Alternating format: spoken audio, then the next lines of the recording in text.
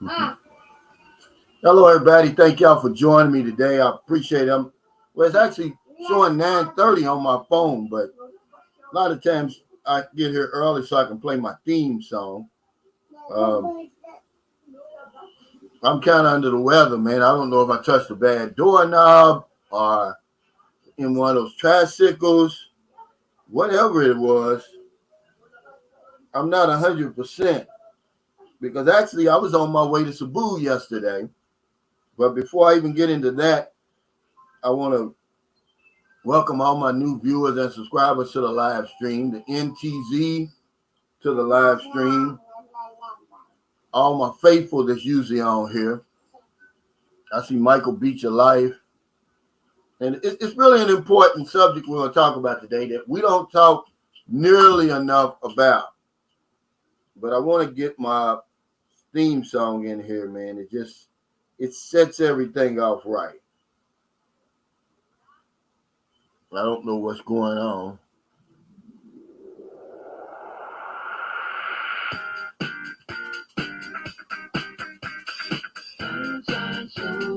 Real nitty-gritty. Boots on the ground. It's the real nitty-gritty. Well, what happened? Well, here it is.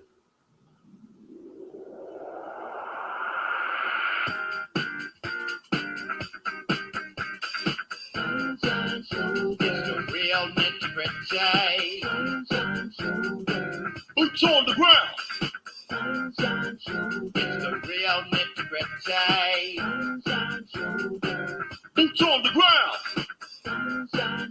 It's the real nitty-gritty. Boots on the ground. It's the real nitty-gritty. Boots on the ground. Hey, good evening, good afternoon, good morning again, everybody. RLVRV says it's a typhoon in the Philippines now. It's overcast skies over here, so we'll probably get the remnants of it. Shella Masadagu says permission sunshine to drop a link here. Well, as long as it's not spam or anything that's going to get my channel in trouble, otherwise we're going to have to boot you. But the exchange rate today, believe it or not, guys, is 56.25. Now, I don't know if I've seen it higher than that. I think we had a 56.27, if I'm not mistaken. But on our last live stream, we was going back and forth about welfare. Well, I went online, of course. You know I'm going to do this. And I looked it up. 4.1% of Americans, 4.1% of Americans are receiving one of the welfare programs, food stamps, AFDC check, subsidized housing. Now, we're not talking about entitlement programs because I don't see any difference basically than entitlement and welfare because we're paying our taxes into both of them. It's a very small percentage of your taxes. I even wrote down the top 5. Income security was 24% of our tax dollars, whatever that is. 17% is Social Security, 12% is health. I guess that's Medicare, Medicaid. 11 is defense, and then 10 is Medicare. So evidently it's different, but I just want to drop that in there, guys. I want to thank y'all for the support of the Miracles channel too. It's growing, one step after the other. See, we want to earn your subscription. We don't want you to give us nothing, guys. I promise you. But if you know me, I'm going to put out good content. But a lot of people, they message me. They want me to just throw them out there. They want me for their content. And I'm like, look, you got to do something on your own. Half of the people, they don't even leave their house. You can't have a YouTube channel like that. Even if I did all that, what happens when I back away? How you going to keep them around? But one last thing on America, the life expectancy is falling. It's the first time since 1960s that it's decreased 2 years in a row. Went from 77.1 in 2020 to 77 to 76.1. I don't know if COVID had anything to do with that or not, but let's talk about here's it. We should find a way to help foreigners struggling in the Philippines. I'm gonna tell you how I got that. Not from the guy that I sent the link to a lot of you guys. That I sent that link to. Maryland, we were in Panglao Bahal a few weeks ago. We took the family there, and I had gotten a massage. And I'm standing on the beach, just taking in that breeze. I just got a massage. And a guy comes up to me. I guess he's an American from his accent. He either says, "Aren't you Sunshine Shoulder?" Or he says, "Aren't you that guy from YouTube?" Either way, I said, "Yeah." And I'm thinking he's going to get a massage. But no, he's selling ice candy. Him and his Filipina, they're walking up and down Panglao Beach selling ice candy. And I want to tell you guys, ice candy is 5 pesos each. And right before I found out he was selling ice candy, I just said, "Hey, can I get a picture with you?" He's standoffish. He's like, "No, I don't do pictures," he said. And I respect that. But I know why now. He didn't want, I guess he was just embarrassed or whatever, because I got to thinking, why do we stay over here and struggle instead of going back home and trying to make another go at it? A lot of times we're in love, man. We don't want to leave. A lot of times it's our ego. And we're worried about what our friends and family going to say because they told us not to come over here, remember? And then what happens when you go home broke? And I told you so. You got to listen to all of that. But let's talk about this because this is very interesting, man. It happens a whole lot more than what we think. The fortunate ones, like that guy that I showed you the link the other day, somebody from Facebook or YouTube discovers him out there struggling. And they put him all on the social media and he eventually gets help. But for every one of them, I'd say there's 10 who just drop off into oblivion. And should we be the ones, other than what's basically out there, like every country has a repatriation program. I can only speak for the United States. And you have to qualify for that, guys, and it may take a month. So what are you going to do until they say, okay, you're diligent? Is that the word I'm using? Where you can't come up with any money at all.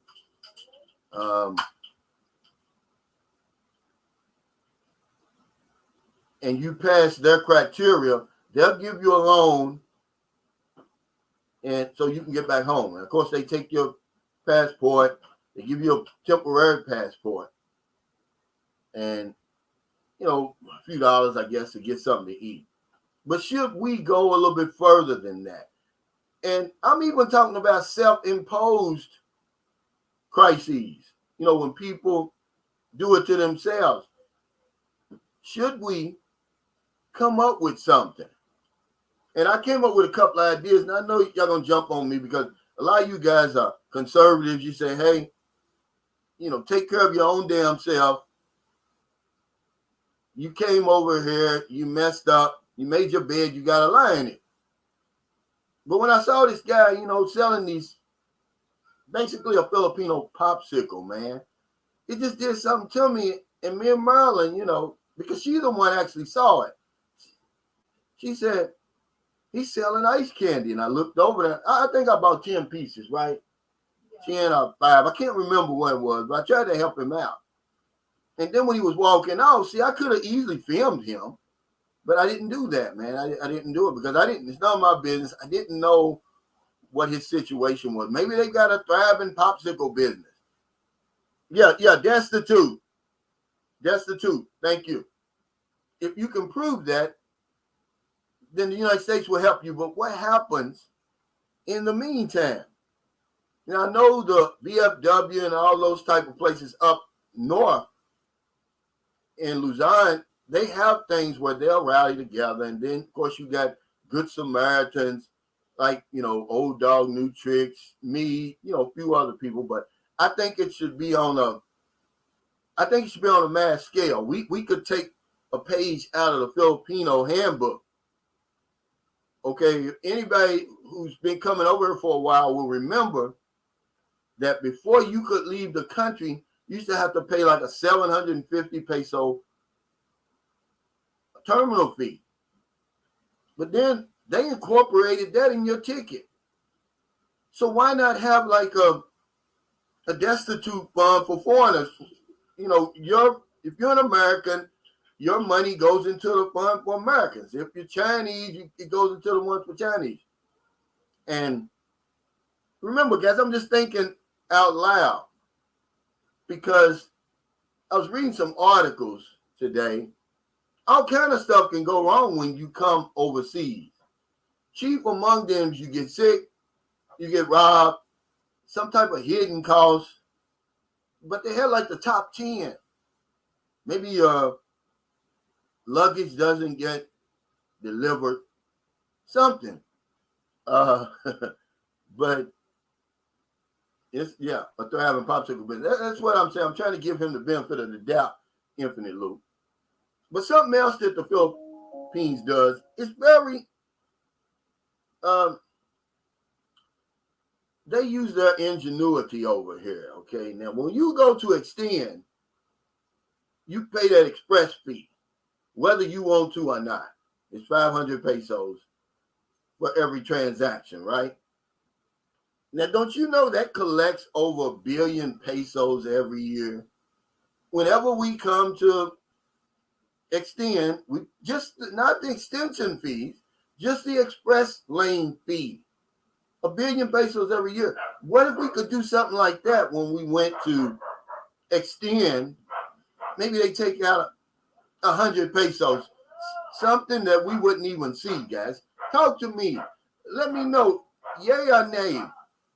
Should it be our responsibility, or I just say the hell with them?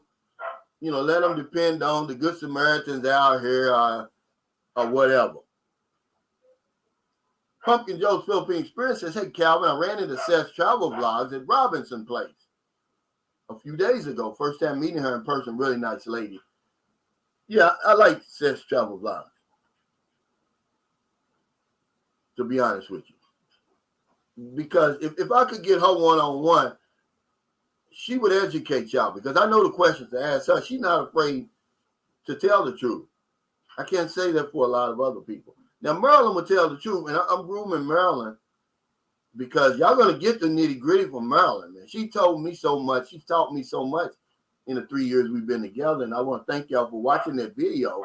Remember, that's the first time she's ever really did a video like that, where she's under the gun answering those questions.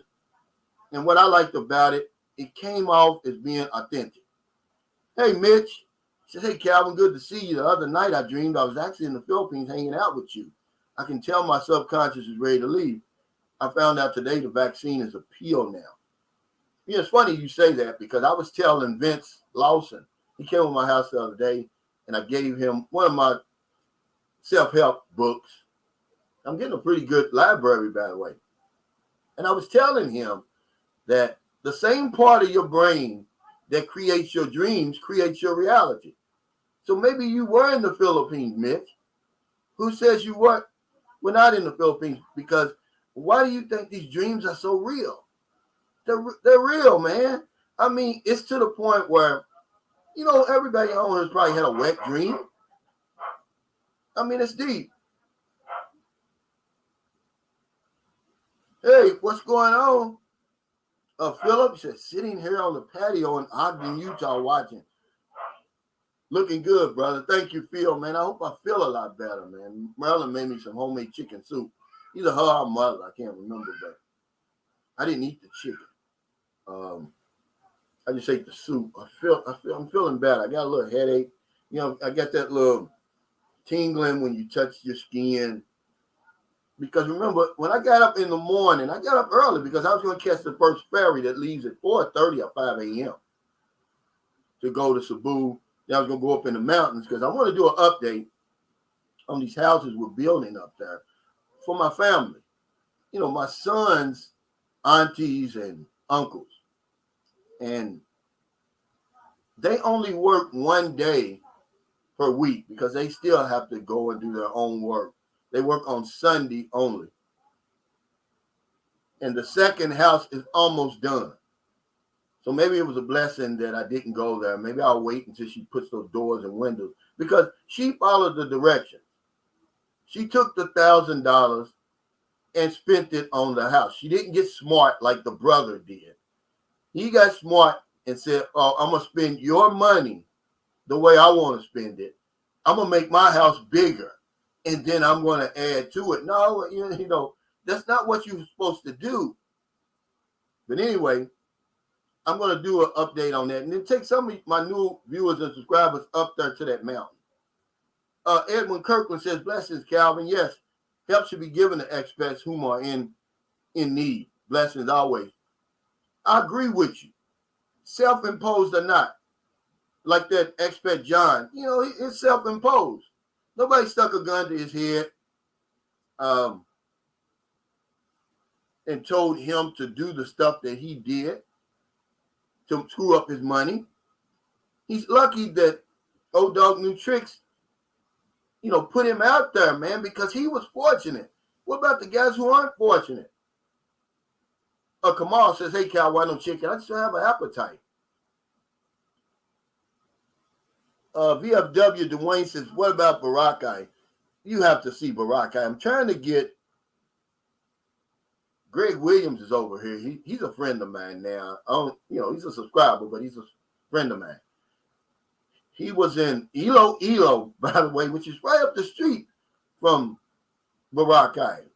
Caddy Clan, about 4 hours in a van. You can rent a nice, I'm talking about tricked out van for about 4,500 pesos. I mean a luxury van. And I'm talking about luxury on any standards, guys. Big fluffy seats, nice radio, the whole 9 yards, with the driver for 4,500. But hell, he flew out and went to Manila. I said, "Well, hell, you still up there. You even closer now. You get on a plane, you're about 45 minutes away."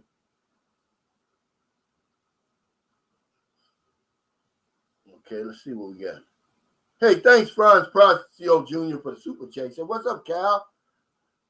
I found out about you catfish in Maryland was funny. I'll see you soon, brother, man. Yeah, I look forward to you getting back over here, man. I can say you did it right, man. By this being your first time you ever left the country and the first time you ever been to the Philippines, you did about 99% right. You know the 1% where you messed up. But yeah, I did because, you know, I don't sugarcoat nothing. I don't lie, man. You know, I don't want to lie to myself. I was married and I had no intention of getting a divorce or anything but I knew that I wasn't going to last, not even one day probably. Certainly not 6 months. I mean, it's like putting a big medium rare T-bone steak with A1 sauce and mashed potatoes with gravy and some sauteed asparagus in front of a man who hasn't eaten for 6 months in a week and say, "Okay, wait, you can't eat that until I get back in 6 months." No, he's going to eat that. And that's what happened, man. You know, do I feel bad about it? I do, man. You know, I did, rather. But, you know, I never signed up for that.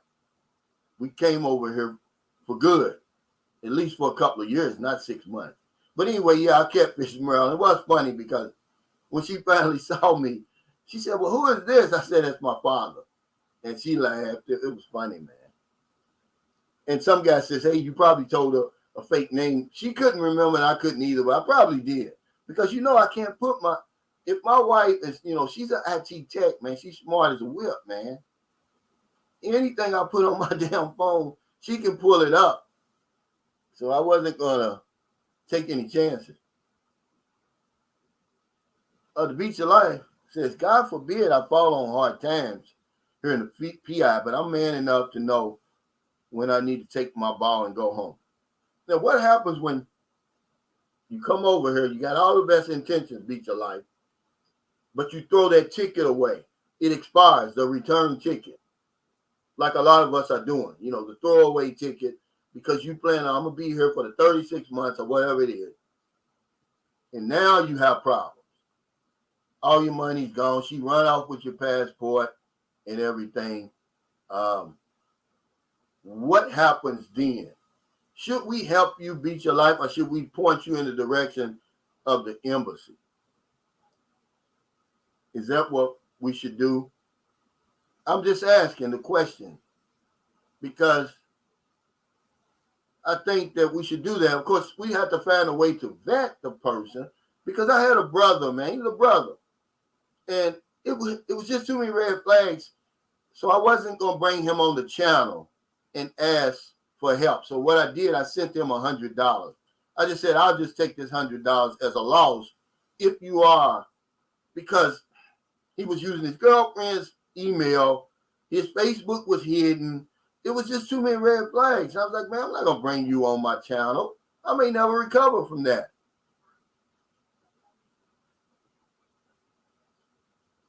But I think we should help, man.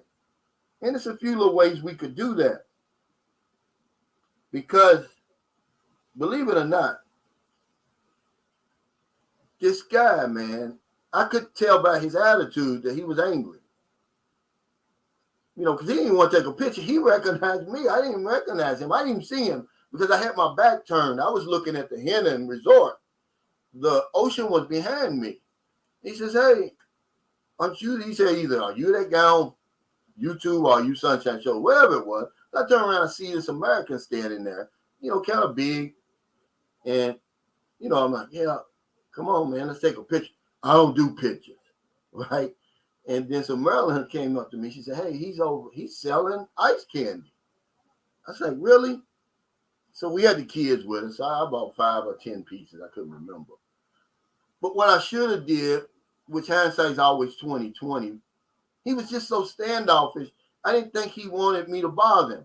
I would have gave him $1,000 or $2,000 and say, hey, look, man, here, if you're struggling or whatever.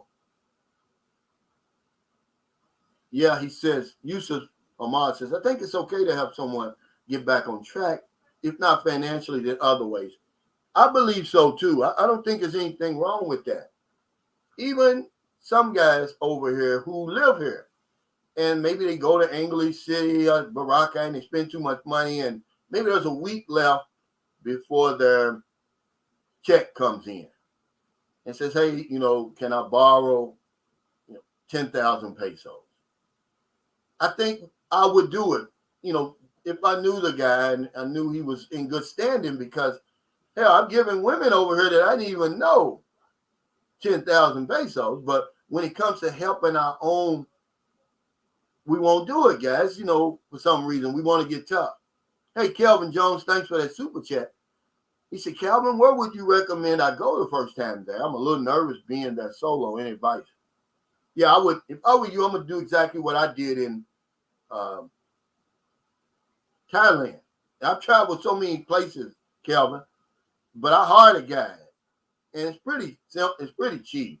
All you really have to do is rent you a car if that's what you want to do, and just hire him to drive you around. If not, I would go somewhere where the tourist places are. You definitely have to go to Boracay. You definitely have to go to Panglao Bohol. These are places where you're going to have a lot of foreigners around you. It's not going to be any problem being solo. The bars all up and down. You go in there and eat, drink, party, whatever you want to do. Boracay, I would say go to Bantayan Island, which is kind of secluded. It depends on how long you're going to be here. If you're going to be here 2 weeks and you got the money. Hey, I spent a week in Baraka and a week in Penglai. All right. See, I've never been to Palawan, so I couldn't tell you to go there.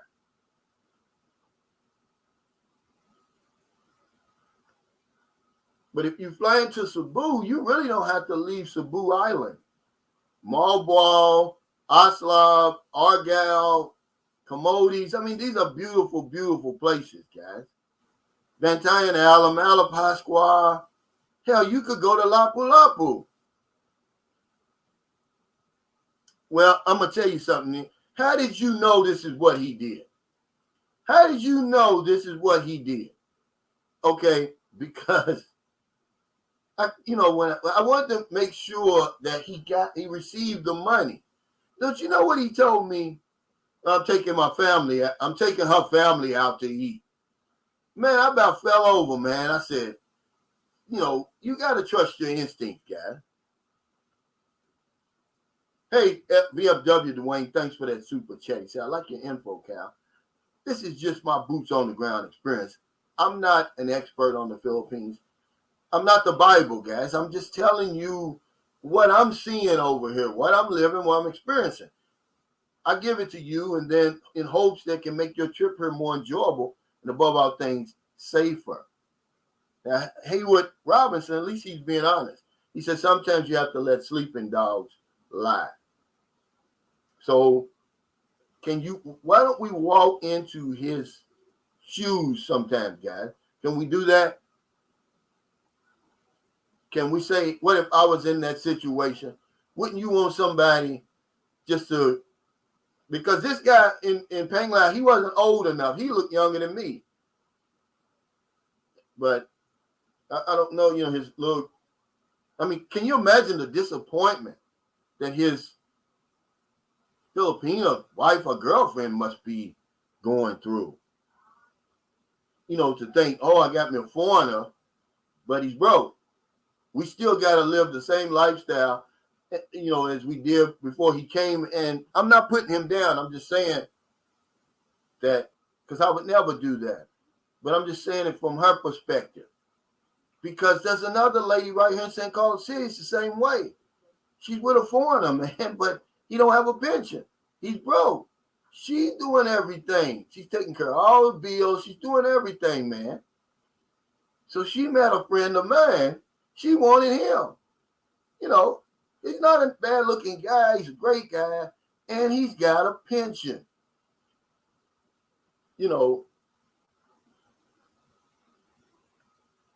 Ellis T says, Ilio T says, how many hurricanes have you been through? Just one. If you go on my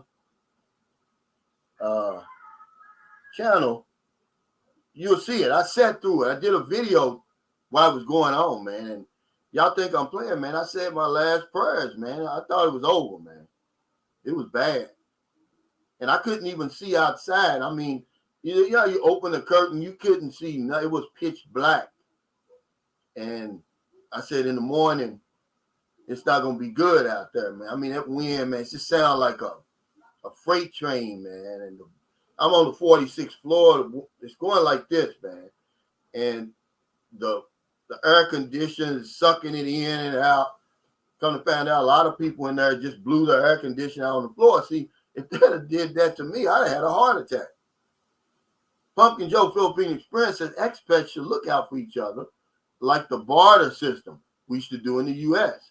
I found many expats to be standoffish here, though, for some reason.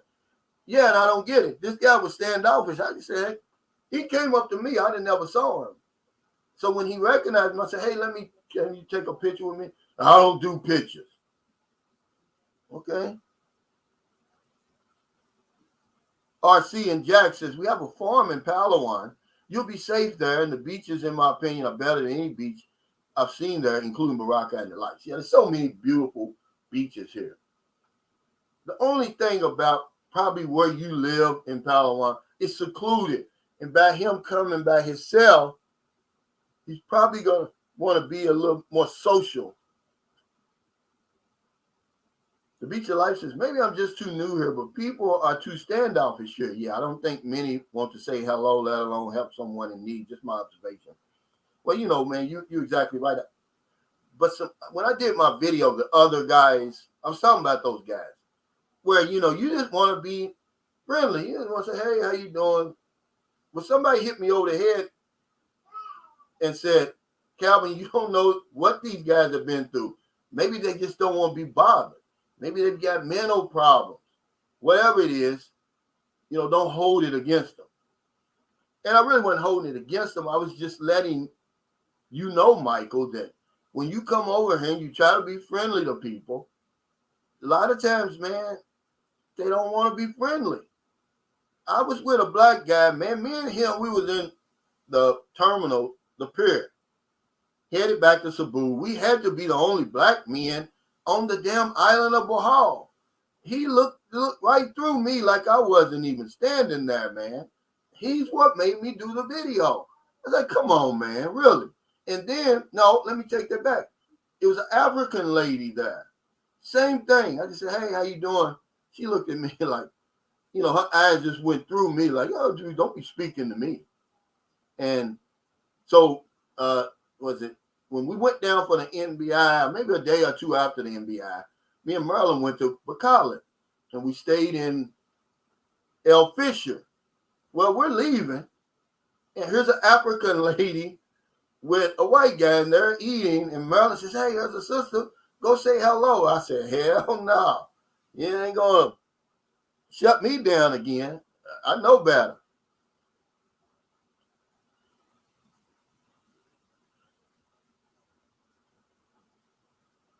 Keith White says, most expats I see act like they don't see me. Okay, I just keep walking. And it's really all you can do, to be honest with you. But you would think, guys, because let me give you an example. And I always use my wife in my experience in America with this Filipino support group. They always talk about Filipinos have this crab in the barrel mentality. Well, it may be true here. I've never seen it, but it may be true here. Let's say it's true. Overseas, it's not true. In America, it's not true. If a Filipino hits on hard times, man, they rally around the person. You need a ticket back home. Okay, here. You need a job. You need a place to stay. Whatever it is, you need something to eat. You just want to hang out with some people. They will do that. My wife, I tell you, man, she went back to America with no job and no place to stay. I'm like, why are you going back? That's what made me mad. I'm like, but in that split second, I forgot about the network, man. They got a hell of a network, man. And it's like that all over the world. They'll loan each other money. Why can't we just duplicate that some kind of way? El Hover 29, thanks for the super chat. He says, I've never experienced this, but I've heard about expats scamming other expats. So I think we need to beware with helping. Use the third eye. Yeah, I mean, we would have to vet him, El Hover, the best we could, okay? Just like that guy. I said, look, I'm not going to bring you. You got too many red flags, right? I'm not going to bring you on my channel, but I will give you $100. I'll lose that. But I'm not going to lose my credibility dealing with you. And I haven't heard from him since. But Filipinos, man, they do that. And let me see what somebody says. I see. Hey, John Gomez, he said, that was a great interview you had with your wife on the Miracle Channel. Excellent. Yeah, she was nervous before. I mean, I asked her a week ago. But I think she did great. And then, of course, I'm getting emails from people. They want to interview Marilyn. I'm like, she's not ready for that. I said, you haven't been around long enough. This is a scoop. I'm supposed to just hand you a scoop. Get out there and get busy and earn your scoop. You can't stay in your house behind the computer and have a YouTube channel. Come on, guys. I miss you, Coach East. I'm sorry, buddy. He's down in Orlando, Florida.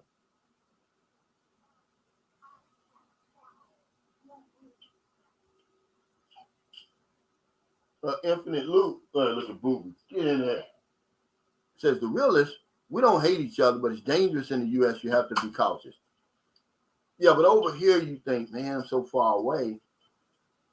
It's like that principle of it's easier to ask 1 million people for $1 than to ask one person for $1 million. I'm sure that if I bought somebody on here, like, say, Gail, say her father cooperated and everything, I guarantee you I could get 1,000 people to send $1 each to buy her ticket to America. See, we'll know that she's not scamming and anything like that.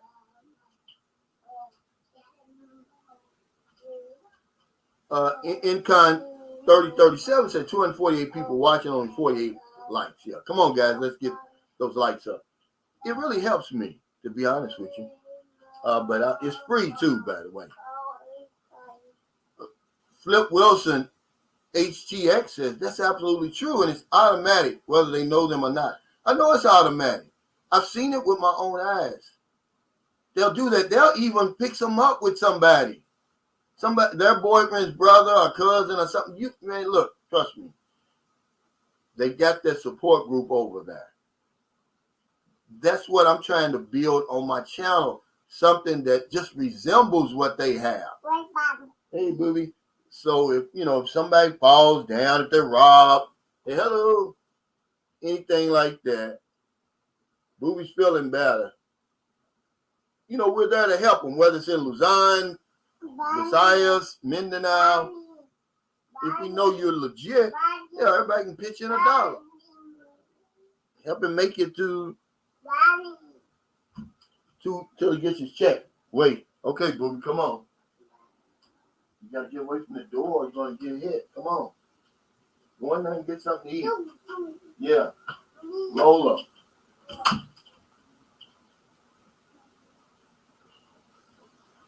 Because I don't know if anybody's truly been hungry before, man. Listen to me, man. I slept outside or anything like that. I've been to the edge, man. I've been to the bitter end. When I was out there getting high, I ain't talking about the type of hungry where I got food in there and I'm just too lazy to go in there and get it. I'm talking about there's absolutely nothing in there. You're drinking water all day. And you get to the point where your body turns on itself and starts eating. That's how crackheads lose weight. Just, have you ever been so tired? Man, I'm going to tell you something. I was in Cincinnati one time. A friend of mine, one of my best friends in the whole world, his brother owned a barbecue place, and he gave my crackhead butt a job. Just say, hey, while you're here, just work part-time and this and that. Well, I stole $60 out of the cash register and walked off the job. Well, if you're getting high out in the world, $60 is nothing. So now, because I'm living with his brother, I can't go home. I'm walking around until I just collapsed on the ground. And you know where I ended up collapsing? In the parking lot of a factory. I almost got ran over, man. Luckily, it was like 4 or 5 in the morning. They coming in with their lights to work. And they see me, and it woke me up. No, we don't know who needs help, Frank. We're just saying, should we be responsible for that? Or should we say, okay, go to the embassy or whatever?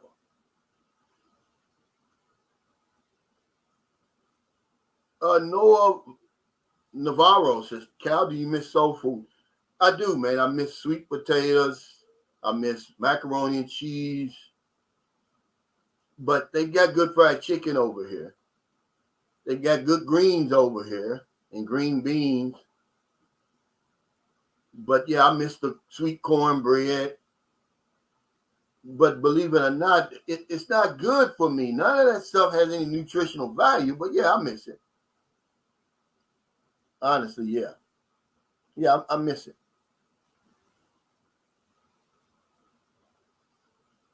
But it's a lot of things I miss over here, Noah. But it's a heck of a trade-off. I wouldn't take soul food to leave this place. I wouldn't do it. I'm gonna tell you guys, most of the people watching are men. There's nothing worse than wanting it at night and you can't get it. Your woman's acting all stupid. There's nothing worse than that. And you don't experience that over here. I haven't. You know, it's nothing worse than that. Wanting that love and she's playing games. Oh, you know, my head's hurting. I'm tired. That's all you want. Well, hell, we've been together for 20 years. What do you mean that's all we want? That's all I want. Hell, the house is almost paid for. You got a brand new car. You got a daycare. What do you mean? And then by the time you get finished begging, it's like, that's okay. I don't even want it. But now here in St. Carlos City, I'm gonna be honest with you. We got a good group of expats here. I don't know if I've ever met a bad expat here. There's only a handful of them, maybe 40 or 50 or something, because they all, believe it or not, they would help you because they got a group. It's called the Gentlemen's Club, and it's like a charity. And they've got some Filipinos, some high-end, pretty powerful Filipinos that belong to the group, and they help the children with their school supplies, uniforms, different things like that. So I'm pretty sure if one of their members hit on hard times, they would help them. Yeah, holding it hostage, man. I hate that. And see, I forgot to mention that last night on that interview with Marilyn. See, I don't go through that, man. Trust me, I could call Marilyn in here right now, cut the live stream off, and get busy, and then cut it back on, and because she knows I wouldn't ask her for it unless I needed it. That's just how it is, man. Hey, Coach East, thanks for the super chat. He says, it's our responsibility as Americans to help out a fellow man, regardless of race. We need to demonstrate love to one another. I totally agree. A lot of us, though, we won't ask for help, Coach East. We're ashamed. This guy did not want to be seen because I'm sure those people are going to be like, man, I told you don't go over there. You didn't have enough money to make it over there. Okay? Whatever it is, the ego, we can't, because that maybe he doesn't feel like, maybe he feels like we're going to talk about it. See? But I would never do that. The Beach of Life says you can order KFC and waffles from 2 places and just combine them. Yeah, they got good fried chicken. We make our fried chicken now in this air fryer, and it's perfect. And then Marilyn, see, I eat a little pork, mainly bacon. She makes bacon like it's at home, man. It's crispy, it's perfect. But I make my bacon in the microwave at home. I mean, it's perfect. Yeah, Jacob Chanje said, truly enjoyed the miracle show with the both of you. Real talk for sure.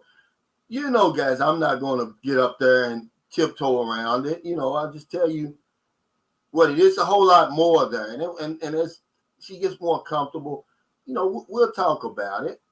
Because Marilyn was devastated when she found out I was married. I mean, she fell on her knees and begged me. And she'll tell you,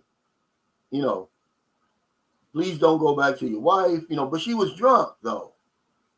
And I picked her up. I said, get up, you ain't got to beg me. But she was devastated, man. She drank. I think she drank, believe it or not, little as Marilyn is.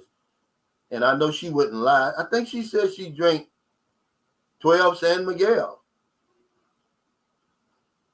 Yeah, halftime. But Filipinos are so natural. They know they can't see you. Just like she said last night, guys. She's giving you the nitty gritty. But if you come over here and you don't want to play the game, she said, we're going to treat you like a king. We're going to do everything for you. But you got to make sure you take care of your family, whether it's her or the kids she's with. I mean, but see, you're going to say, oh, it's like that everywhere in the world. No, it's not. They're still going to call a tech somewhere along the line. I was doing everything I possibly could over there. There was no reason for text or anything. And you get a text called at the right time. The game's on the line. You know, it's 4th and 1, and, they're going to call a false start or some bull crap like that. Maryland don't do that, man. And Maryland look good, man. I'm going to tell you. And I'm not competing with anybody. Come over here and find a woman that's of your dreams. She's not going to be my woman. I don't care what your woman looks like. I don't care where she works at. I don't care where she graduated. It's not going to affect me at all. Some of the nicest women are not the most prettiest women over here. I'm at the point in my life, man. I'm 59, man. I'm my own man. But to think that Maryland's not a 10, yeah, she's a 10 for me. When you add everything up, man, no, she's not going to be Miss Universe. Hey, Brock's 100 national parks to visit in the U.S. Thanks for that super sticker. But I guarantee you, I couldn't get it better, man. I mean, she cooks. She cleans. She's a great mother. She knows, like if you heard, I was so proud when she kept saying, well, I earn money on the side when I do the taxes, when I do the paperwork for the lot, when I go to the Bureau of Internal Revenue. See, that fills me with pride because my woman can do that. I don't care what your woman can do and what she looks like. I need somebody like that. Yeah, she'll drink me under the table. How many beers did you drink that night? Did you say 11 or 12? How many? She can't remember. That's how drunk she was. Yeah, see, this is right. So I can't tell you what to look for. I can tell you what to look out for, Michael, but I can't tell you what to look for. I've seen a lot of guys, and when I first started coming over, I'm going to be like, why is he with her? But now that I've been around her long enough, I'm going to be like, yeah, she's rocking his boat some kind of way. She's earning money. She's educated. She's doing something. She's got the boss head. You never know, man, and it's none of my business. I just want him to be happy. Yeah, he said not Miss Universe, but Miss Your Universe. I'm looking at Maryland right now like, wow, I might cut the live stream off. I know what I like, man, and you know what you like, so just do that. But yeah, should we help each other? And then my money's going to go into the pot for Americans because we've got about a million Americans that come over here on a yearly basis. If they just took $1 and added it to our ticket price, or $1 and added it to our extension fees, man, we could build a hell of a pot.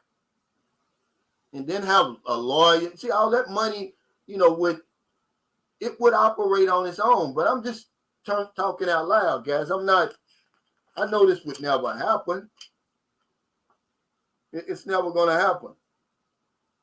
But I just want to talk about it because we don't talk enough about it, man. It's a lot of guys over here struggling. And a lot of them won't reach out and ask for help. Some people don't even know it's available. In the United States, yeah, they've got a repatriation program, but that's going, by the time they approve you, you're going to starve to death.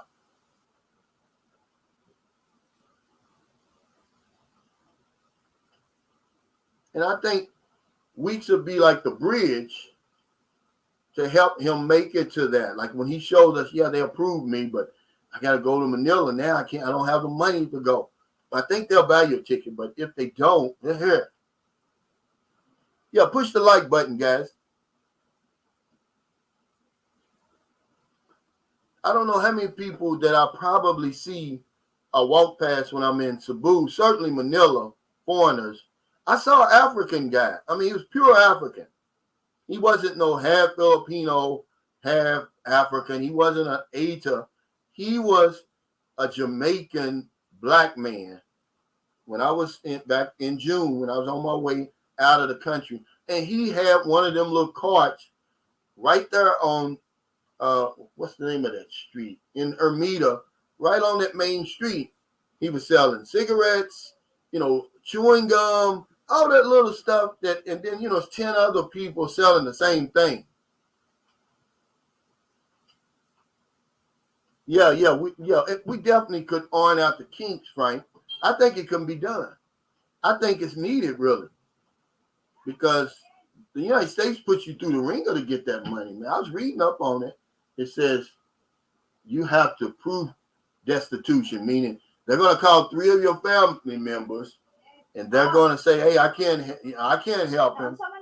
Now imagine somebody from the government. You know how we are over there. We're looking at the Star 69, whatever it is, and we see the U.S. government come across there, the embassy or something. We're not going to answer it, man. We're always going to think the worst.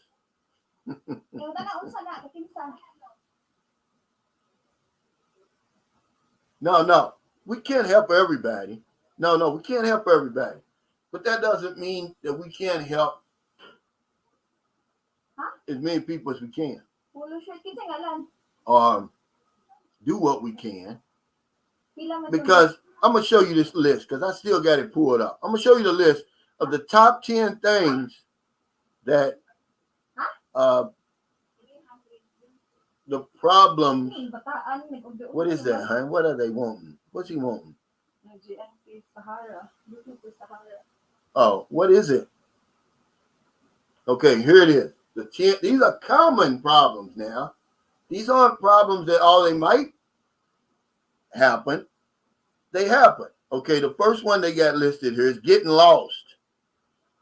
You ain't going to get lost in the Philippines. They treat you like a first grader. You got 10 people showing you, directing you across the crosswalk. Getting mugged is number 2. Number 3, losing your phone.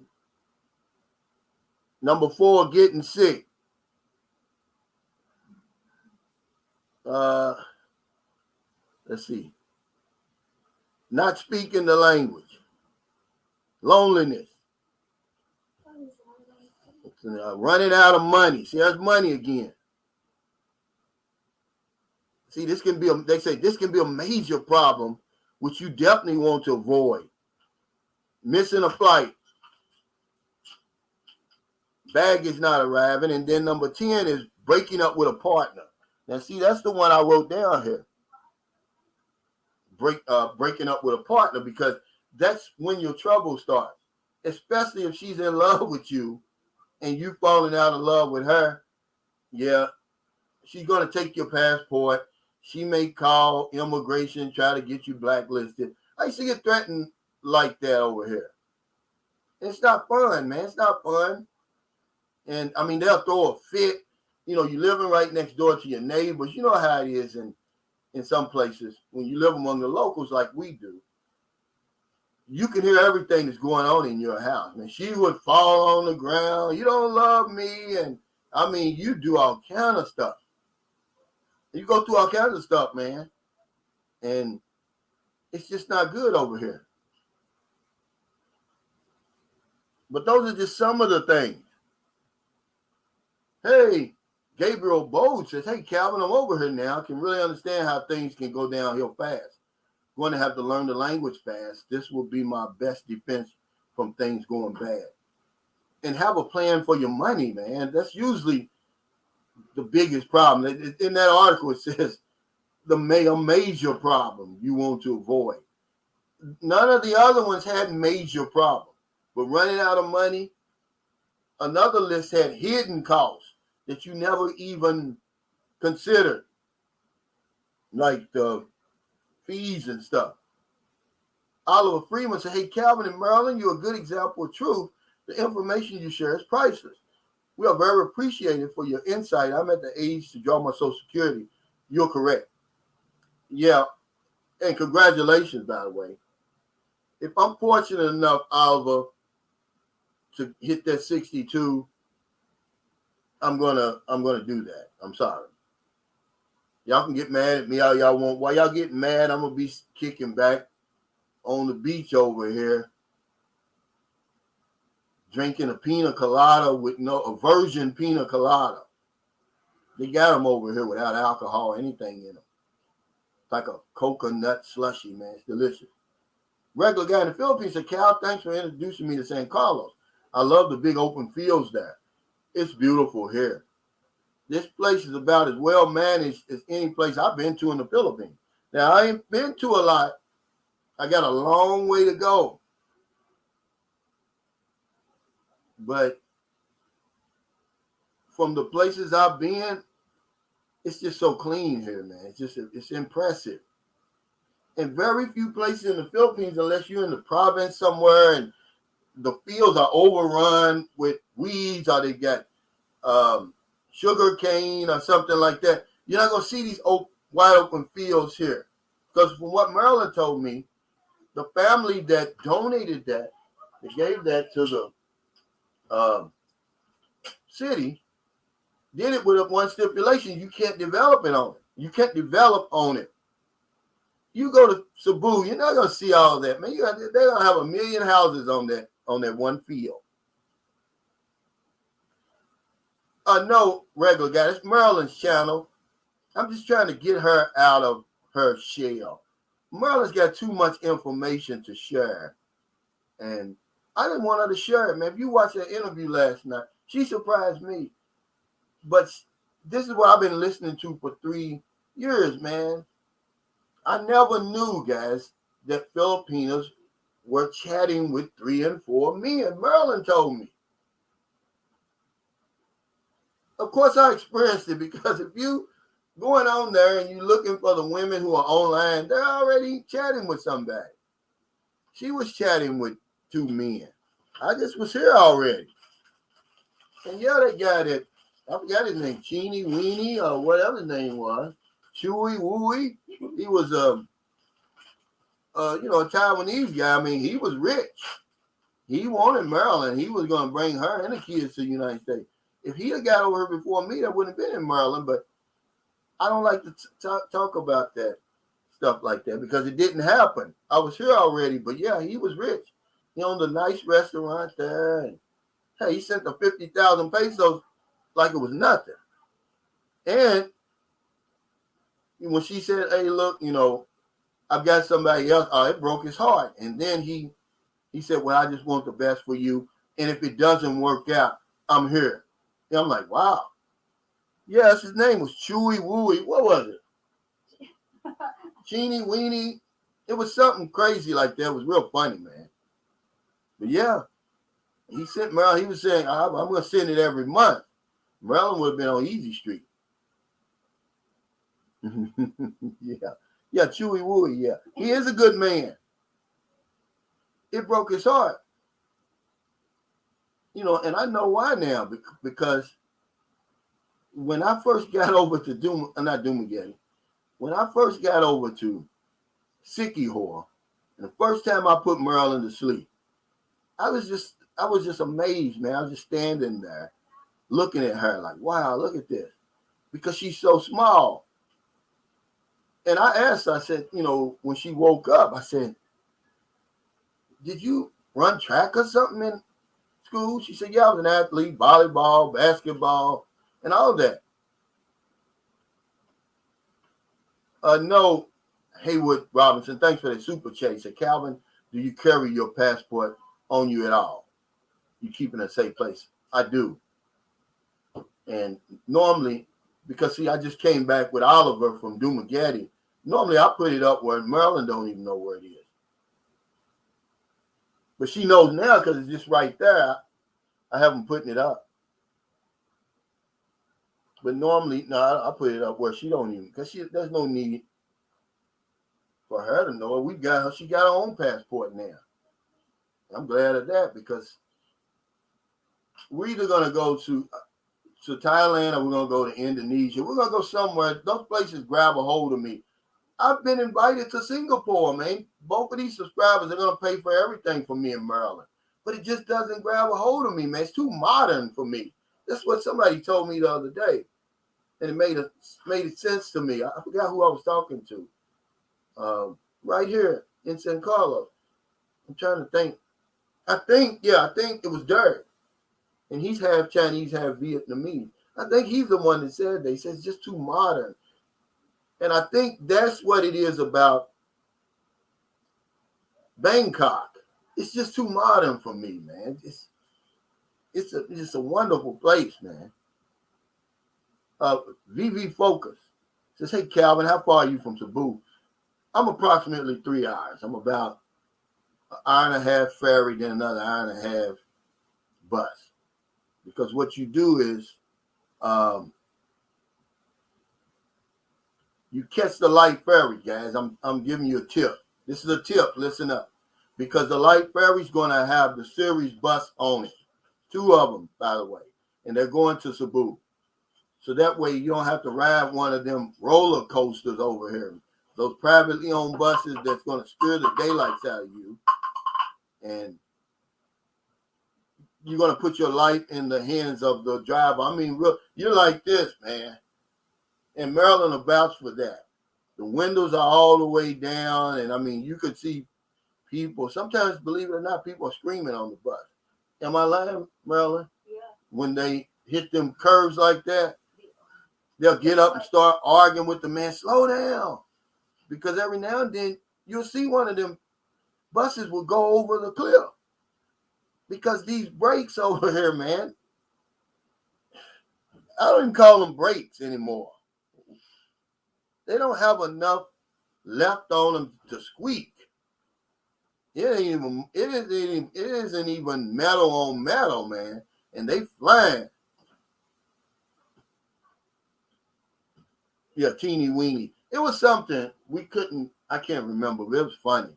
I thought she was joking, but she showed it to me. A Seabreeze TV said, Calvin, you should open up an expat incorporated company and charge a certain amount per month. Oh, hell no. I didn't come over here to work. And that's what I told the guy today. I said, well, hell, I'm trying to navigate two channels right now. And he wants me to just basically be a third channel for his girlfriend. I'm like, man, I can't do it, man. I don't want anything to do with working over here. Some of you guys do, and one of my subscribers, HRH Consultants. I'm not going to talk about it because I don't know about it. But if he wants to come on the channel and talk about what's available for foreigners over here, what it takes, I told him to do it because that's always the question. You know, can I own a business? Can I do this? Can I do that? Evidently we can because Carl was on here the other day. He's got a business already. But don't do what Carl did. You get with the lawyers first. Don't start the business, then find out whether or not it's legal. Benny H. Baby said, LOL, I can get the job done with a finger, he said. I don't know. Yeah, stopping the bus like Flintstone, man. It's scary, man. That's why I make sure. Because, okay, they call it the fast cat, right? But here's the thinking over here. Remember, nothing makes sense over here. It never will. And it's not supposed to because the Philippines. I'm not putting anybody down. It's just their rules. Now the gas prices is up. The fast cat is going slower to conserve fuel. Have you heard anything crazier? So now you're actually going to get over there the same time as if you're riding a light ferry, which is so much bigger, has so much more cargo and people on it. Because when I first came over here, man, that fast cat, you was over there in 45 minutes, right, Maryland? Yeah. Now, hell, we'll see the damn light ferry shooting past us. Yeah, you're right, brother. And that's what I try to get over people. To get out. That's why I'm here, to get out the hamster wheel.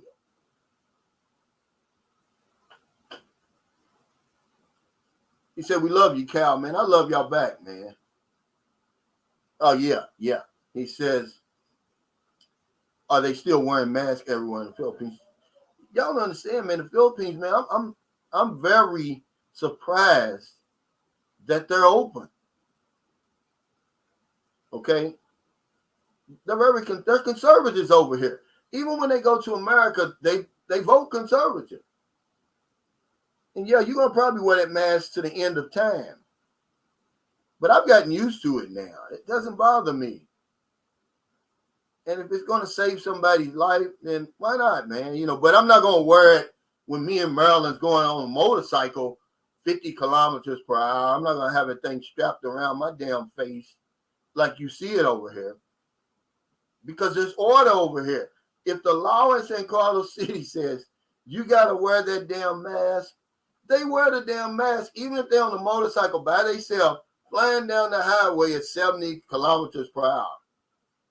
Now, I won't do that. Okay, here's the challenge. I want to thank y'all. But I don't want you to give me nothing. We want to earn it with our content. We don't want you to give us anything, guys, because it's not going to do us any good. We want you there because you want to be there. That's the only way we're going to earn any money anyway, because it's not about subscribers. It's about watch time hours. It's about people coming there, enjoying your content, getting something out of it. And this is what I was telling the guy. He wants to hurry up and get his girlfriend 1,000 subscribers. I said, she's not even halfway done once she gets that. It's the 4,000 watch time hours that kicks everybody's butt, that makes people say, I can't deal with this YouTube. Remember Roger and Esmeralda? When I met them, they had 11,500 subscribers. And they were getting about 125 pesos per month. I just gave him some suggestions. To his credit, they took it and ran with it. Now look at it.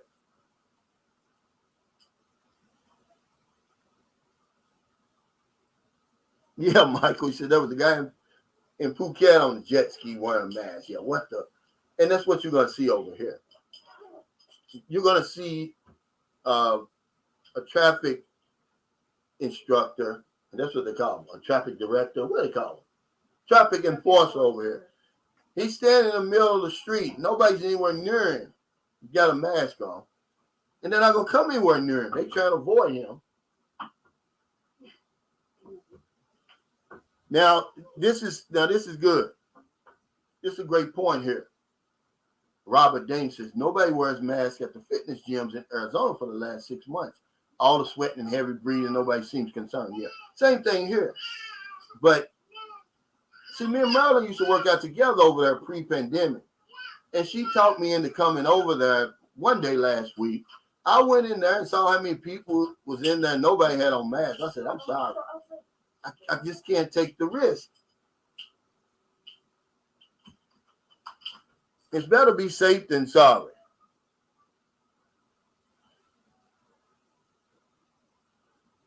The Beach of Life says, is there Thursday night football tonight? Well, I used to watch football over here, basketball, and everything over here till Iskandari TV got mad at me, and he snatched my membership away. But it's okay. I mean, I just get the damn Fire Stick broke again. Lonnie Franklin said, good morning, Cal. Question, is the COVID-19 vaccine white card accepted? Yeah. Mainly the thing that they're looking for, not even they're looking for when you get off the plane, they're not going to ask you for your vaccine card, because your vaccine card, you got to upload it to get your iHealth pass. So if it's not sufficient, they'll tell you, they'll reject your iHealth pass. But that's what they want to see when you get off that plane. And you got 100 people from the time you get, I'm talking about literally step off the plane the first time. Usually there's these maintenance guys, the crew standing there. No, it's somebody, you got your iHealth pass. Then you go 10 feet all the way till you get to the room where you're sitting up in line, and they call you in order, and you go up there, and then they ask you, you got it? You got your iHealth pass? And then you go on to immigration.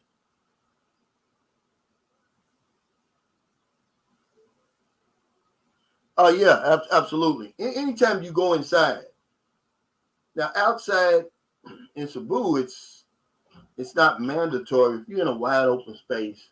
But here, I was walking the other day, Maryland. They did Maryland the same way. Some guy works for the city now. Remember, I'm right in front of City Hall, so maybe he's trying to get some brownie points. He stopped me, and I'm saying, man, there's nobody 1,000 kilometers from me. It's like it's not even 7 o'clock yet. Of course, he's got the big mask on, and I'm like, well, that's our what do they call it here? Not the law, they call it something. And I was like, well, hell, okay, I turn around. Normally, I have it with me. Yeah, well, whatever they call it. But yeah, you have to do that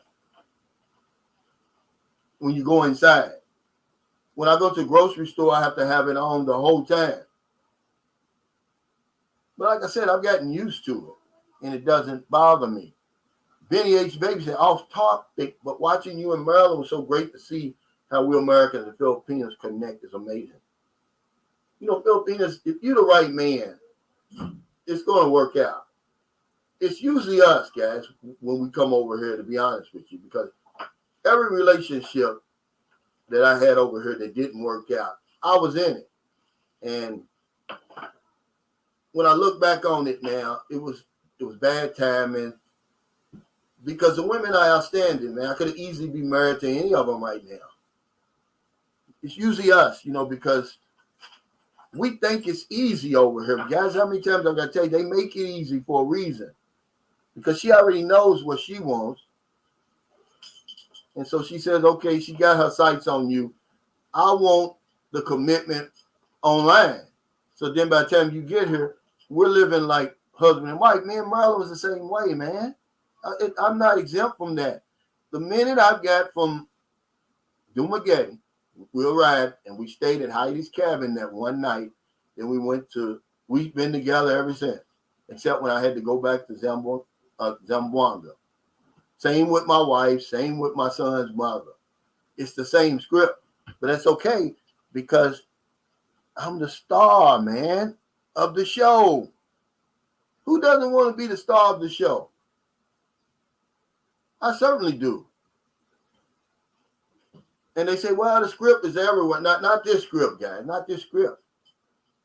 I'm not going to have a 40-year-old woman in America that goes to the gym every day and got all these men around her, looking her up and down, filling her inbox, taking her out to lunch all the time.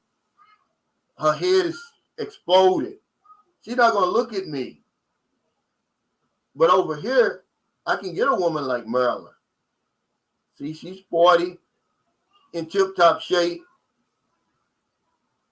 And, I just got fortunate that love developed. But if Marilyn didn't love me, if she just kept doing everything she was doing right now, because we get along real well, that's what she was saying last night, I would be okay, man. I don't need that type of love, guys. Sometimes, you have to ask yourself, what's love got to do with it if I can't get along with her? I don't want to fall in love with nobody that doesn't love me. How bad is that? And then when she slams the door and starts fooling around with somebody else, there you have it. Hey, Manello, is that Manello? Yeah, thanks for that super chasing.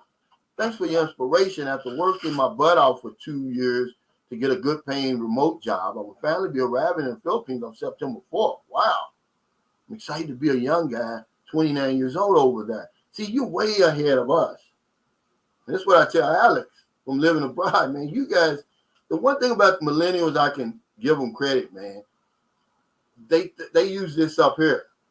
Whereas my generation, the baby boomers, we work from the neck down. We'll get a good job at Ford, and it works us like just a slave. And then the minute you do something wrong, they want to fire you. Yes. It just depends. So many places in Cebu now, and the later you guys are coming over, the better price you're going to receive. Carl was on here Tuesday. Man, he got a nice place. It's the building's older, But the location, you can't beat it. He's paying 400. He's paying 20,000, which with it being 56.25, that's 357 US dollars per month. And I mean, I had the view. I stayed in the same building. I wish I'd have known he was in there. Okay, and then you, I'm looking out over Rizal Park. I'm right there on the main street, Rojas Boulevard. That's what it is. Right down the street from the Dolomite Beach, the U.S. Embassy. Then a little bit further up, there's the Mall of Asia, where all the pretty people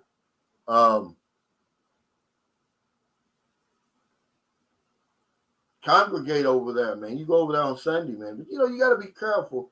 A lot of pickpockets down there. I don't carry a wallet anyway. Empty and loose account. How you always hold yourself accountable is so rare these days. Most people claim it's everyone else's fault. Much respect. Well, I was humbled, man. That crack will humble you, man. It really will. I'm not in a delusion anymore. I was taught that our problems basically are of our own making. And that turned out to be true with me. I didn't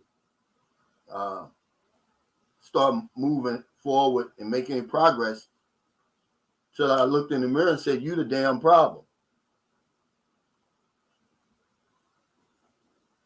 Joe Poe 20041. Is that your zip code? He said, in California, we still wear face masks in the grocery, even Home Depot and Lowe's. All store personnel are wearing face masks, even Costco. I haven't seen any store personnel without a face mask. I don't have a problem with it because I've gotten used to it. And then by the time, now it's hot over here. You don't get a break unless it's at night. If I was to go to the store right now, I have to, I don't wear my mask. I walk all the way out to the street. Once I see the tricycle coming, I'll put it on. And then I'll go, man. I tell you, all this is wet sometimes. Maryland does that on purpose.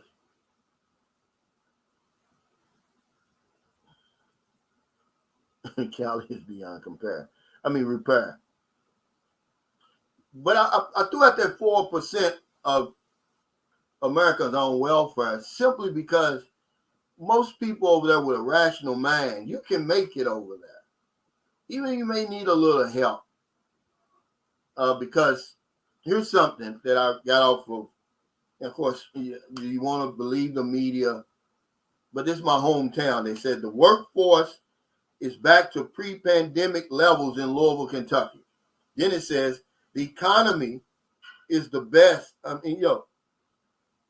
Is the best since pre-pandemic.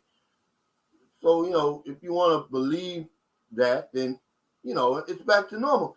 Because they say, people don't want to work. Man, that money that they were giving out, trust me, guys, if those people who accept that kind of money as a way of life, and we're not going to get into this, they're going to do that anyway. But guys like me and most of you watching here, you're never going to accept that. That wouldn't be 1 week's pay for some of us.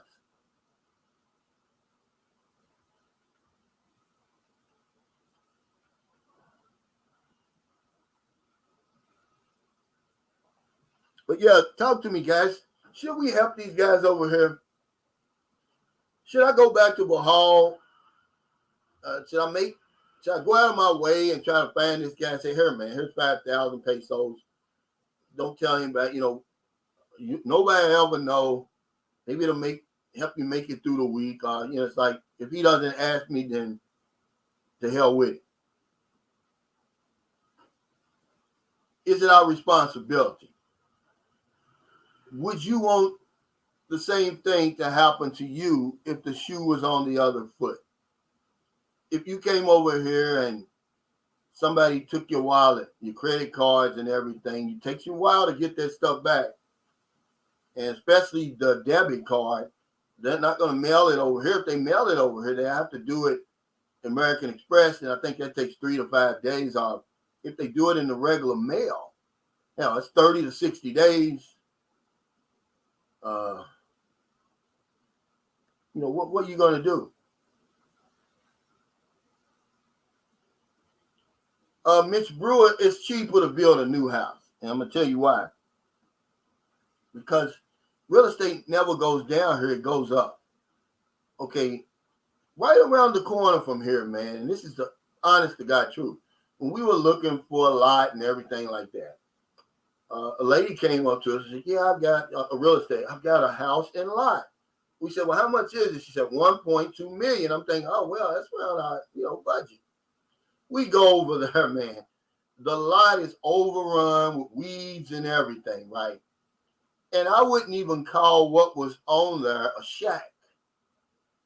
And yeah, I would build my own because real estate prices here, especially in St. Carlos, man, they're going up. That would be a great investment. Maryland is rich already with this house. If I do nothing else for her, she's rich already. And see, Maryland's not stupid. If she got to the point where she couldn't take care of this house, she'd sell it, but then she'd take half of it and build another house. She would make sure that she's going to stay on top. Because last night,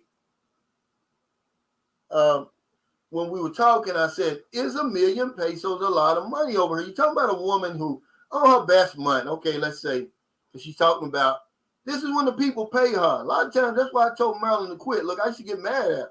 She'd be afraid to ask for her money. I'm like, would you get the money from these people? They owe you. I said, you might as well quit. But on her best month, she let's just say 10,000. All that's gone, guys. There's no saving out of 10,000. So to say she would never get $1 million unless somebody actually handed it to her in her hand, it's true, man. It's the same degree of difficulty as if I were to go back to the United States and try to save $1 million or come up with $1 million. Okay? I'm just going to be honest with you guys.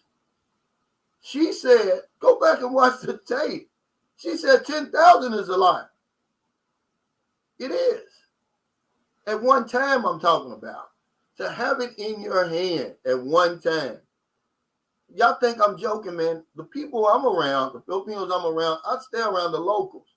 That's why I give half my money away.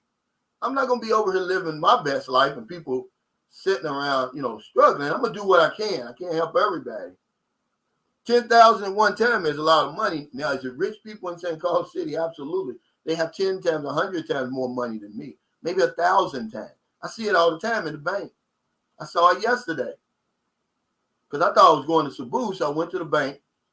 I was going to get 20,000 pesos out, 10,000 for the last installment on that last house up there. And then, 10,000, I was going to stay there a couple of days. Man, this lady put out stacks of thousands banded up. And they do that, But yeah, just to have 10,000, there's very few people I know over here that can come up with that at one time. That's a lot. Frank Tate said, I've been telling passport bros to help to build residual income if they are coming here to stay. You got to have some type of residual income. Well, a lot of them are business owners. The guy who built my house, they're well off, him and his wife. And, they own a lot, man, now. But they're business people most of the time. Most of the time, they're politicians. But, they do the same thing we do anywhere else. They use this up here, guys. I mean, the engineer just built it was a great business plan. He built a nice coffee shop right up the street. I could walk there, man. It's really nice. And then on the bottom floor, on the top floor, it's a coffee shop. On the bottom floor, it's a car wash. And then over here, he's buying and selling cars over here. And it's all glass all around. I mean, it's really nice, man. See, that's how you get money over here. If you're a Filipino, if you're American, man, you can make money. Those guys are showing you. I don't know what the profit margin is up there in Angeles City, but you definitely see a lot of foreigners owning bars and stuff up there. Oh, yeah. Go to, this is a good question. He said, anyone know a good place to find an expat group, coffee, lunch, etc. in Cebu City? Ayala Mall. Franz, if you still on here, what is that, on the second level or third level? No, that's 10,000 pesos. 10,000 US would be 560,000.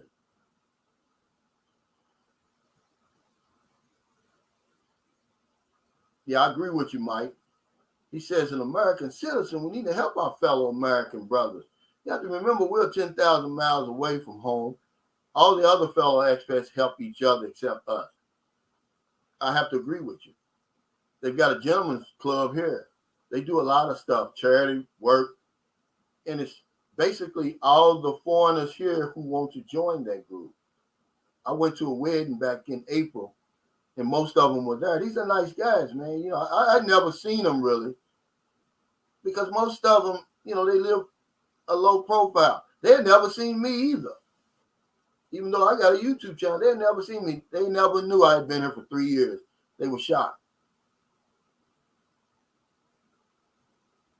RLV says, it is best if you have a Southeast Asian expat community, not just in Philippines, so you can get help and tips if you go to their area. That is what Filipinos do. Yeah, that's a great point, because I tell you, the support group that Filipinos have, the expat community, I'm going to tell you, the only people who send more money back home in the whole world are Mexican. Filipinos are second. But if anything ever goes wrong, they got help, man. Somebody's gonna be there, man. Hey, Robert Sanford, he said, what's up, Unc? He said, when you going back to see your family? I don't know. I know Alex living abroad is supposed to give me a sleeping pill. He said it works for him. He said, because I'm just like you, Calvin. He said, I can't stand those 15 and 20-hour flights. He said, but this pill that my doctor gave me, he said, you take it after you eat, which is about an hour when you go up in the air. He said, you wake up, you got an hour left. Okay, Franz, he said, the third level social club. Did you see that, my man, in Cebu? Ayala Mall. Michael Dowdy says, I would help someone, but I listened to the chismis about them first. There's no secrets in the Philippines. Yeah, we got to find some kind of way to vet these guys, which I vetted this guy myself, because I'm like, man, you know, because I told myself, I gave him my email because his girlfriend is the one who reached out to me. He didn't even reach out to me. See, that's a red flag. So I give, you know, because he was on my Sunshine Shoulders Messenger. Hey, you know, I'm a brother from Atlanta, I think, blah, blah, blah, blah, blah, you know, and he told me a story. I gave him my email. I said, well, send it to my email a little bit more about you. Well, hell, it's a woman's email. Then I said, well, let me look at your Facebook. Oh, then he says, well, you know, I had to hide my Facebook because people are after me and this and that. Now, you know, that was it for me. I said, okay, look, man, I'm not going to take you on my channel, but I will give you $100, and that's what I did.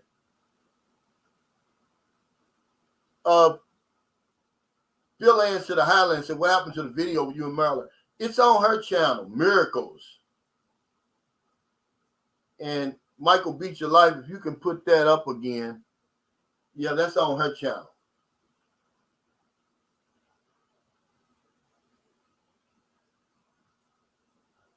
Beat Your Life said, Jacob Tanche, hey, JT, got to run. You're on your own, brother. Yeah, we ain't got a whole much longer, but thanks, Michael Beat Your Life. When I make it there, when I'm feeling better, I want you to help me with a video, because he got nice equipment and stuff.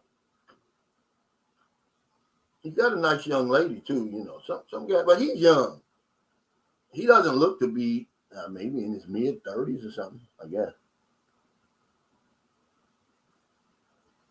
Yo-Yo, is that Yo-Yo V? Says, hey, I have the Philippines on my sites. Culture, no problem. Finances, no problem. Food, no problem. Infrastructure, no problem. The only thing that bothers me is losing my Second Amendment rights.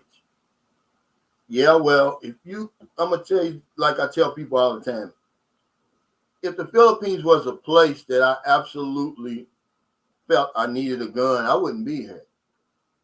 But I understand you know, it's a decision you have to make. But it just hasn't been.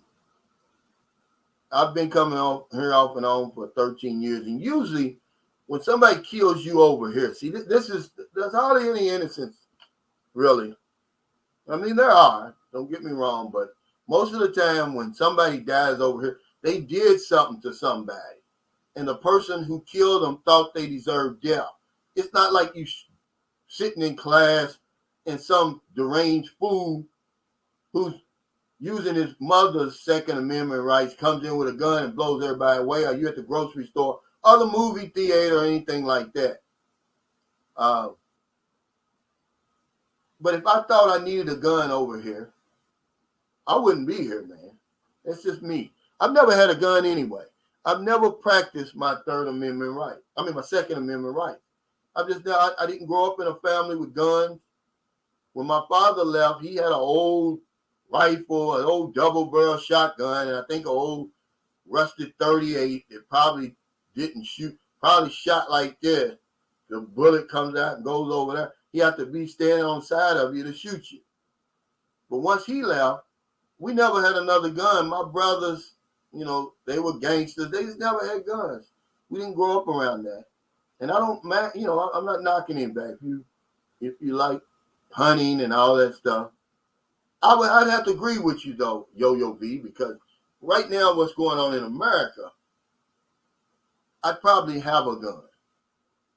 Gary T said, enjoyed you're having a plan and sticking to it blog. How long did it take for you to come up with a plan that fit your needs? Did you end up tweaking it over time?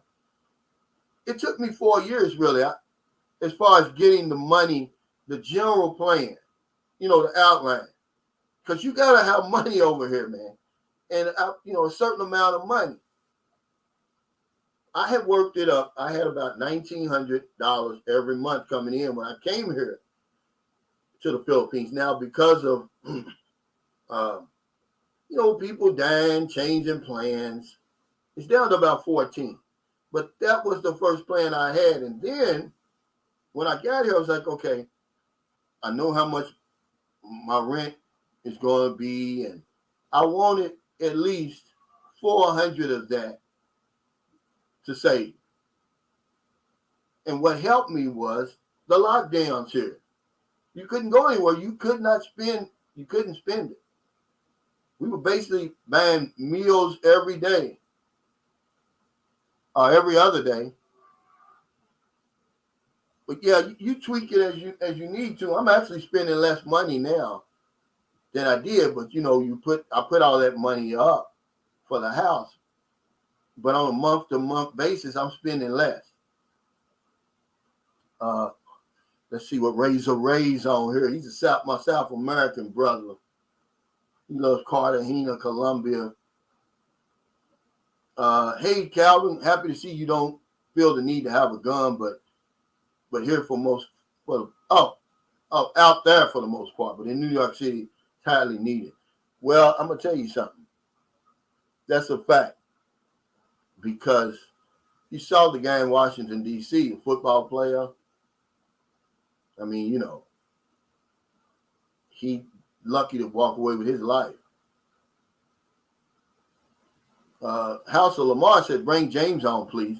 I've been trying to get him. He's been busy. You know, James, I think he works 2 jobs and he's got his artwork, but he says he's going to come on when he can.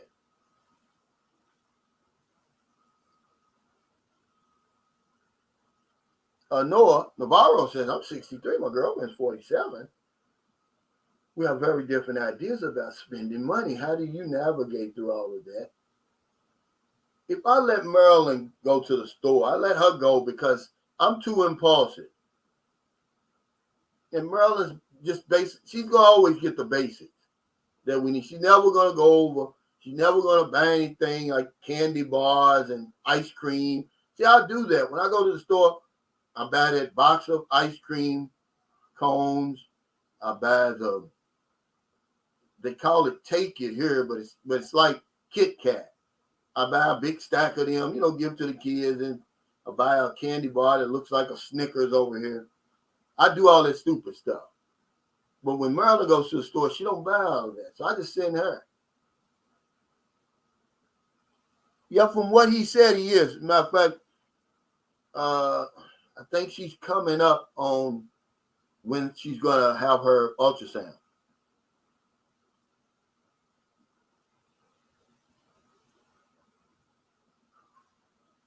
Robert Sanford said I withdrew 600,000 pesos from the Metro Bank with my girl. The bank teller looked at us like we was crazy. Well, it's lucky that you were able to do that. If I'm able to do that, I've got to get the manager to sign off. Anything over 20,000, Robert Sanford. And see, I don't even know why you would do that, man. You're putting your life in jeopardy over here. You have to keep honest people honest. There was a guy in Dumaguete that got killed. He was buying a house, a property or something, and the teller set him up. 2 million pesos he withdrew. Meaning he got to the damn parking lot. They was on him. I think they beat him to death with a hammer or something, but no, I wouldn't. Don't do that, guys. I mean, why would you want 600,000 to be carrying around with you anyhow over here? What are you doing over here that you would need that kind of money in your pocket? Yeah, they did look at you crazy. Because I would look at you crazy, nephew. They're like, what the hell are you doing? Yeah, he said, that's easy, Noah. Let them get their items. You get yours. I'm going to tell you something. Let me show you why I'm thinking about it. This guy, Kenny, Kenny W. I won't tell him his name because he wants to remain anonymous. But he came over here, him and his buddy. And this guy bought me something, man. He bought me the shaver. He's from Florida, man. It's called. This is the shaver. And once it turns green, you change it. It pops out like this. It goes back in. Now, I'm probably going to have to he bought me one refill, but I'm probably have to get the other refill off Amazon or something. But, man, this thing does my head. You don't see any bumps. No bumps on my face. But it's called Philips Morelco. It's just this little thing here. It's rechargeable. I'd never seen anything like that, man. I'll tell you. Because he asked me, he said, what do you need over there? I said, I need a good shaver, man, because I'm going to show you what I was using if I got it up here. But whatever it is, I can't reach it. It wasn't working. It wasn't working. It wasn't cutting my hair. That thing, man, not one bump. He said the social, got it. Ladies there at night, well, you got to realize that I don't know when the mall closes, 9 or 10, but that's it. Usually, there's a few stragglers in there, but most of the time they're with their foreign boyfriends. But you said coffee, lunch. You didn't say a date. Yeah, I wouldn't even do that in America. That's a lot of money, man.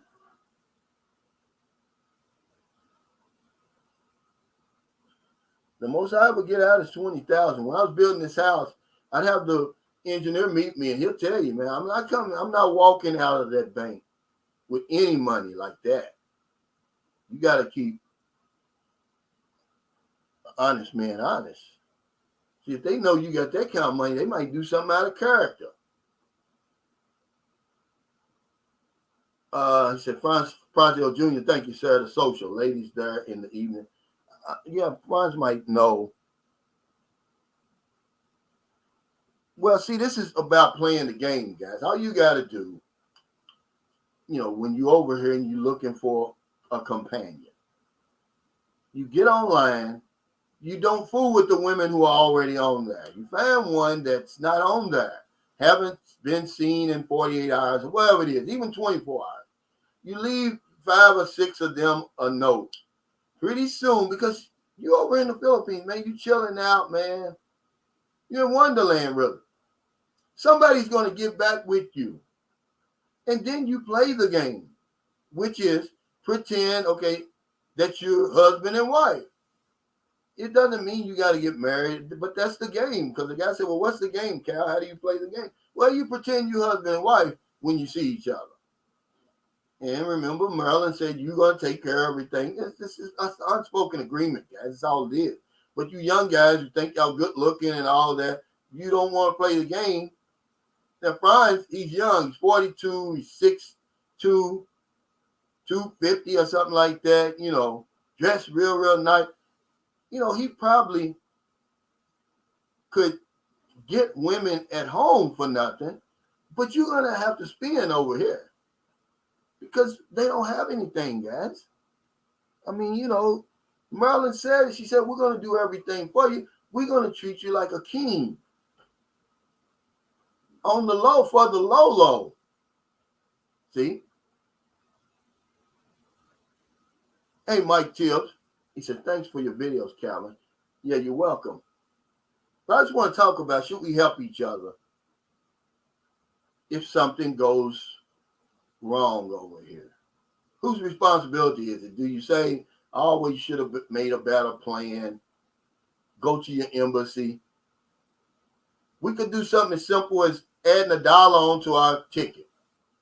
Whatever country you're from, it goes into that fund. You know, you get a lawyer, somebody who really can set it up.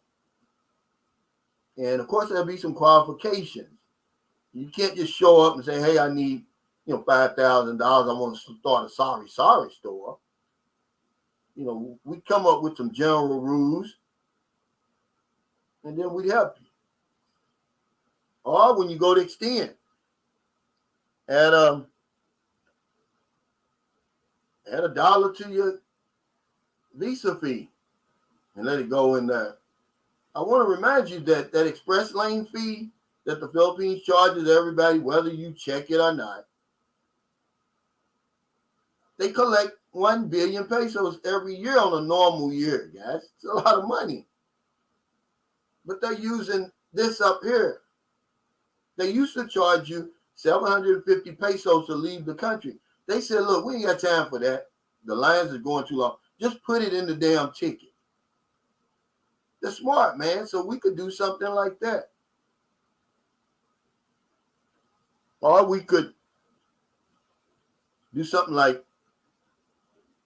if you know somebody that you're hanging around and you see on a regular basis, and you know that they kind of struggling, invite them to dinner or something. Don't let people use you because they will. They'll use you, but don't let them do that. But if he's a good guy or not, hey, you don't have to keep score. Because after a while, you're going to realize, let the universe keep score. Because they're not going to be able to pay you back what the universe can anyhow. But he says, HRH Consultant said, good info, Cal, explaining things. I'm just checking in, was dealing with business stuff here. Well, see, I've thrown it out there to you, HRH Consultant. If you want to come on my channel, because I don't know enough about your business, I don't know enough to be able to vet you and just present you to my viewers. I don't feel that comfortable yet. I'll let them vet you. I mean, you're happy to, but just putting, links and all of that, no, it's not enough. But you're welcome to come on here because he's got some great ideas and what he's doing, and he's got a lot of knowledge. But he'd have to explain it to you guys, not me. Roger Lee says, I think helping fellow expats, especially fellow Americans, would be a good thing. Not helping would be, as you say, continuing Western thinking. Yeah, I saw the guy, in Panglao Hall. He recognized me. I said, hey, let's take a picture. I don't do pictures, he said. He said it scruffy, too. I don't do pictures. I was like, okay, that's fair enough, man. I respect your privacy. But then I didn't know that he was selling ice candy, which is Filipino popsicles, for 5 pesos each or something like that. I don't think I'd want anybody taking my picture either. So a lot of times when we over here, a lot of pride, foolish pride, by the way, because I'm not going to starve over here. If I need help, I'm going to ask for it. I've done it so many times, guys. Not over here, but in my life. I'm not afraid to ask for help. I wouldn't be sitting here if I was. Everybody knows you need help but you. So, some guys are just in love. They don't want to leave no matter what. The Philippines is not going anywhere. It's okay to go home, reconfigure your plan and come back. And, that's all I'm saying. No, it's in your ticket, Lyle. It's in your ticket, which is good. I'm glad it was. Because the first time I left here in 2009, I didn't even know about it. I told you I didn't know anything. I got up there and they said, you need 750. I'm like, oh man, good thing, you go there 4 hours before your flight. So the guard walked me around to where the ATM machine was, and I took 1,000 out and I gave it to him. Dejan B. Now, see, this is what I was talking about with the welfare situation. Okay, he says that's tough because I feel like some people might take advantage of that. But I do believe in helping somebody that really needs it. People are going to fall through the cracks, but the majority of people, we're going to help the people who need help. Is there going to be somebody that scams through their way for 1,000 or 2? Yeah, but they'll pay for that. But we don't. We had that discussion about welfare, man. Only 12 million people are on welfare, guys. And by the way, they take it out of your check. What are we supposed to do with that money? Because most of it goes to help the elderly, the disabled, the children. Yeah, you got some clowns that's been on there their whole life. Well, what kind of life are they living? Are they really getting over? They're not getting over on nobody but themselves. You think I'm going to sit around and wait on $400 every month, $1,000 in food stamps, that you're going to end up having to sell 3/4 of that to buy your cigarettes and liquor and all that old crazy stuff? See?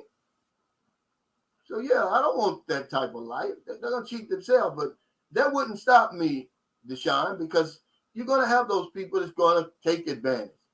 If it's 1 out of 100, so what? 1 out of 1,000.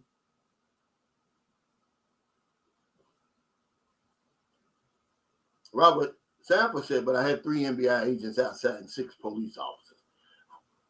Man, are you drinking, Robert, man? So we was good. And something also, we was good. Yeah, you drunk, man. You had no damn 3 FBI agents and 6 police officers. They're going to be outside the damn bank anyway. Any bank you go into, right outside the door is going to be all those police officers.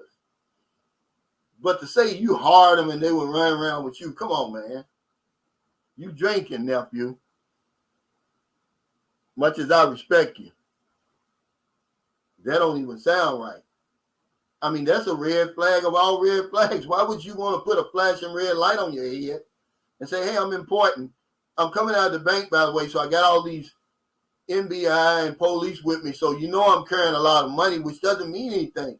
Man, they've got some tough gangs over here that will shoot everybody, including you, and take that money.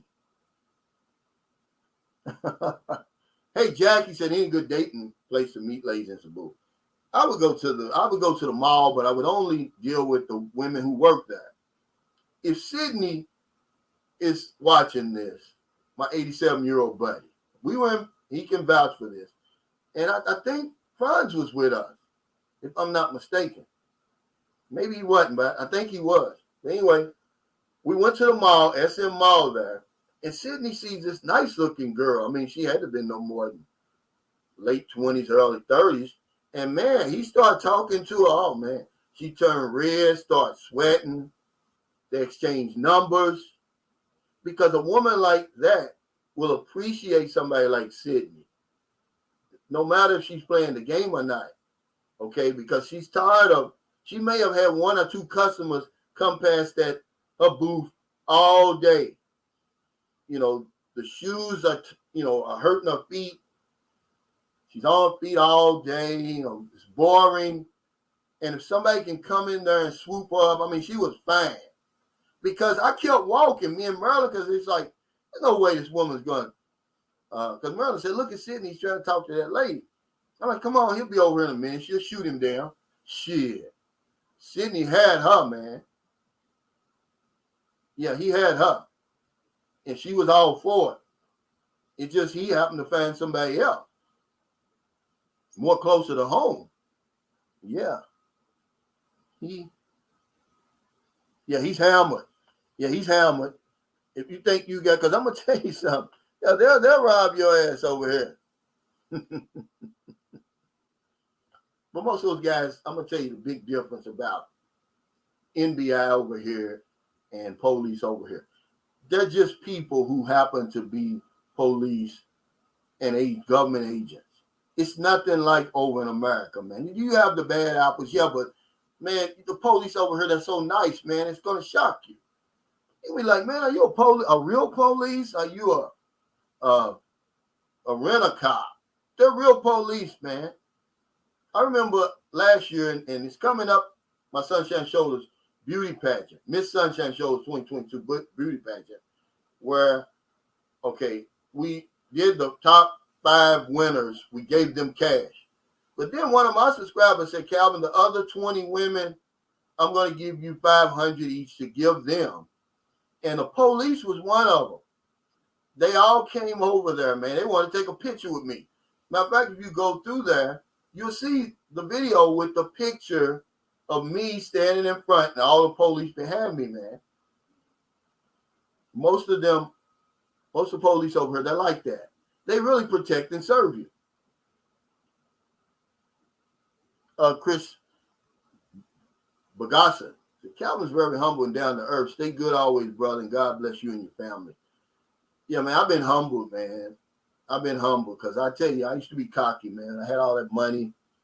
When I was working all them good jobs before I checked myself in to the homeless shelter, DuPont Chemicals, Boyden Chemicals, United Distillers, Brown and Williamson, you name it. I never had a good job. I only had great jobs. I was bringing home $1,000 every week. I'm talking about after taxes back in the 80s, guys. But I was smoking it all up. So what difference does it make?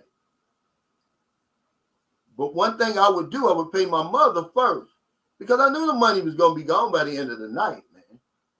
You Nino Brown for a couple of hours. Then at the end of the night, you can't even buy a blow pop. You sitting over there, the party's over. They say, well, what are you going to do? What are you going to do? That's your signal to get the hell out.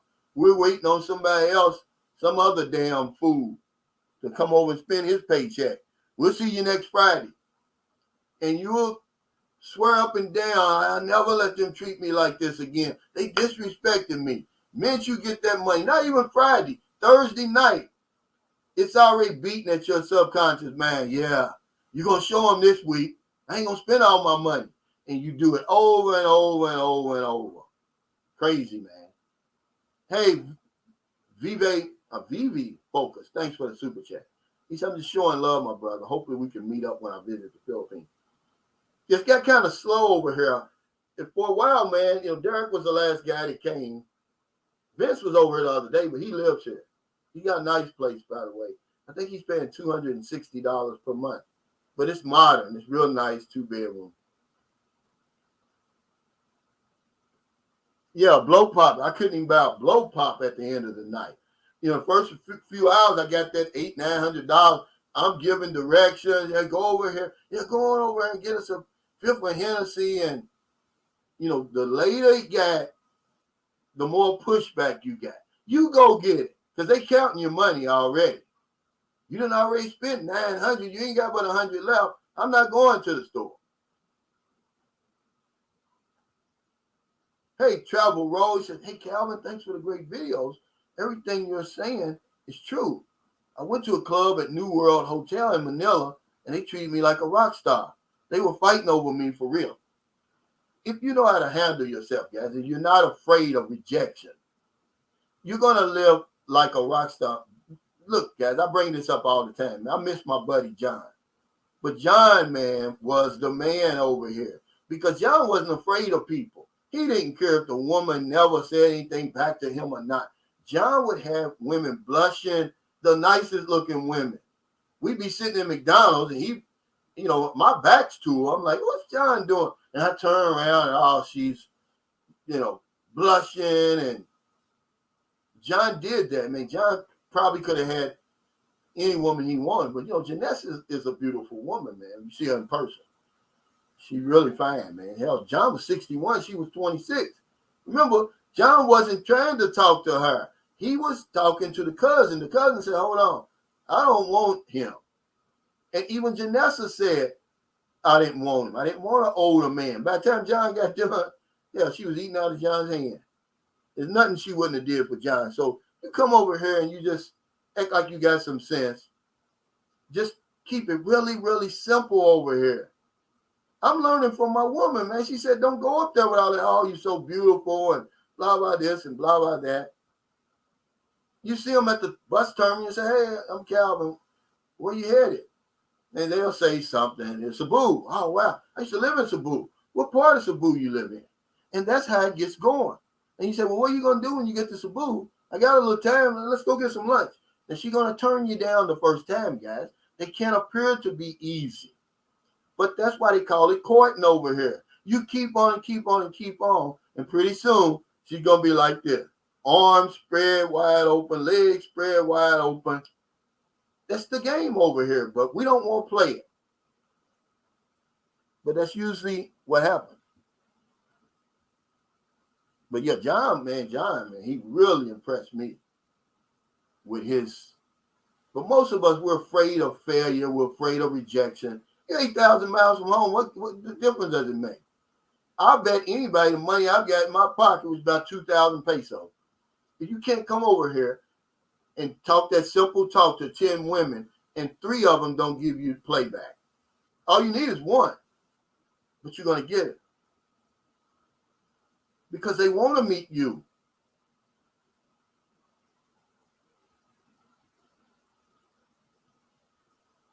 Yeah, now he makes a great point here. But I'm going to flip it upside down, Frank. He said you have to be smart dealing with your money just like you did in the States. Well, most of us, we wasn't smart with our money. That's why we're trying to look over here. But here's a mistake we make.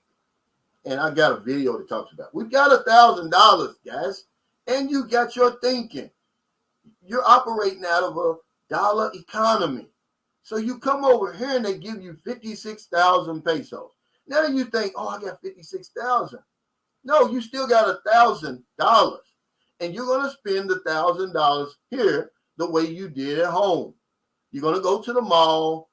You're going to see some Jordans that might be 5,800. You do that computation in your head. Oh, man, that's only about $105. Give me them Jordans. $1,000 going to be gone. Instead of coming over here. Now, it's going to take a while. You're not going to do it right away. And say, okay, I need to start learning how to operate in pesos.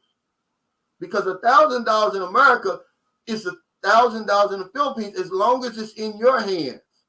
Now, if you give a Filipino 56,000, that's 2 or 3 months it's going to last.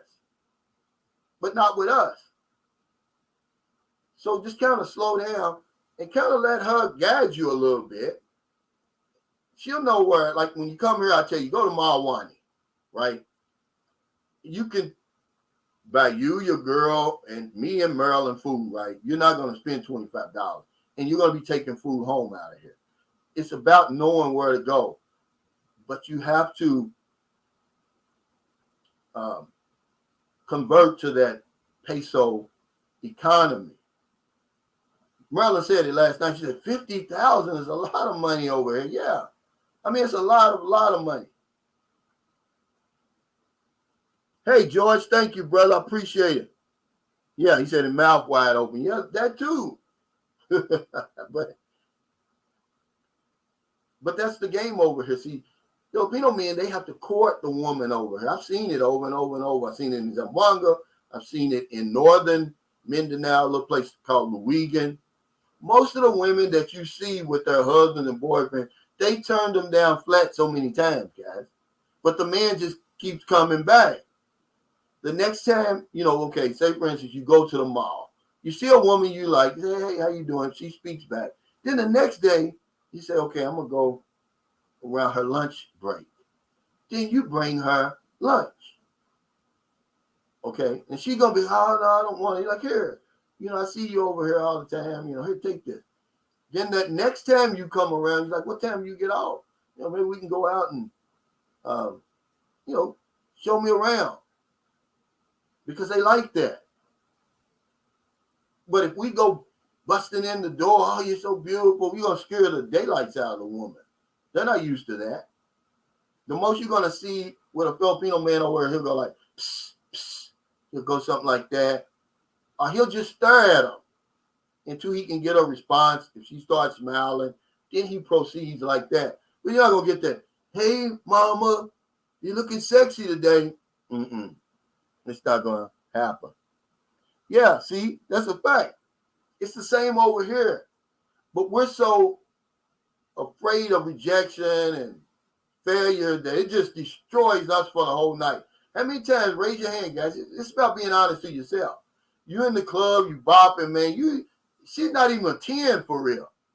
You go all the way on the other side of the floor and say, hey, you want to dance? And she said no. It's like everybody turns and looks at you, even though they're not looking at you. And you done for the whole night. Instead of, it's probably her friend at the table who wants to dance. But we're shot down for the rest of the night. And it's the same thing over here. They're going to turn you down the first few times. But when you keep persistent, she's going to, he must really like me. He's persistent, but y'all don't believe me. But that's the only way you're going to do it. But no, it's not. We just don't know how to navigate the dating sites, Yusuf. There's a lot of good women over here on the dating site. I mean, really, it is, but we're too much in a hurry. We're our own fault. It's not the woman. That's why I try to give you those little tips, man. Look, don't you use your common sense? You retired from the military. You retired from your job. You got a successful business. You either sold or you're going to give it over to somebody in your family to run while you're here. You got great sense. But then you get over here and you don't want to use it. It's like, now if I get on this dating site, look at all these women up here with these green lights on. It should tell you that there's no telling how long they've been on there. And they're chatting with other men. Most of them are fishing. They're going to be dating. But if you go on there and you be in as much control as you possibly can, and you fishing around in there, you're looking for a profile where the woman it's not on there. You heard Merlin. Merlin was not on there when I got on there. I just looked at her profile and, punched the like notification or whatever it was. But I'm not in a hurry anyway. I'm with my wife. I'm not even, I just want to hit something because I know my wife's getting ready to leave. I didn't want to divorce my wife and all of that, man. I love my wife, but she came on there and punched. And that's when you know, okay, yeah, they're interested. And then more than likely it works out. But if you just jump on there and, because I'm going to tell you, man, she's got a sister-in-law. No one will ever know who her sister-in-law is. She's a fisher woman. She stays on all the dating sites. That's her job. She gets a lot of money doing that because, she's decent looking. She got a nice body, man. And they just, they're playing peekaboo on that. And a lot of you guys are going for it. You'll send the lady, she'll say, hey, send me, $50. I'll give you the peekaboo of your life, and you do it, or even $1,000. But she stays on there every single day, guys. It's like a job. She punches in when she gets up, and she stays there all day. As a matter of fact, she's got a black man coming over here. I don't know when he's coming, but when he comes, they're going to be together, and the boyfriend has to move out of the house.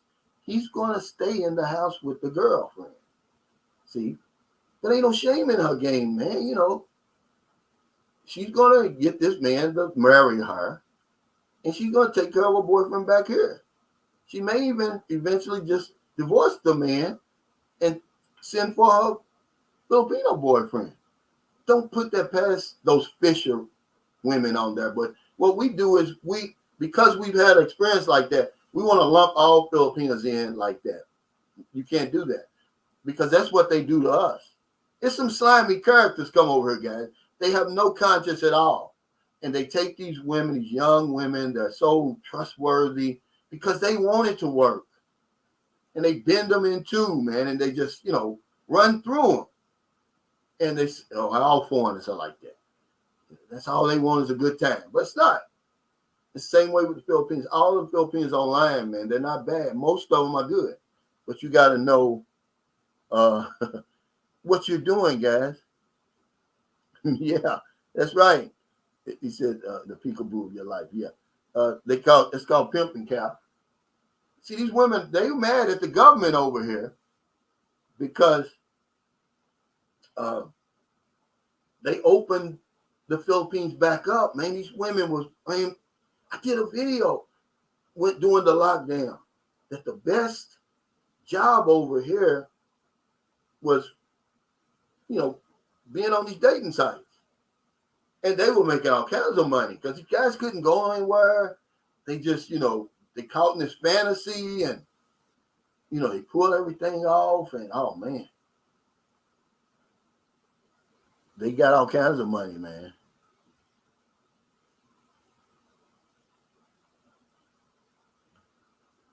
Hey, Patterson, so Calvin, have you seen any of these passport brother hater videos? These guys aren't really hating, man. They're just doing this for views. They're just trying to build a YouTube content on the backs of somebody else.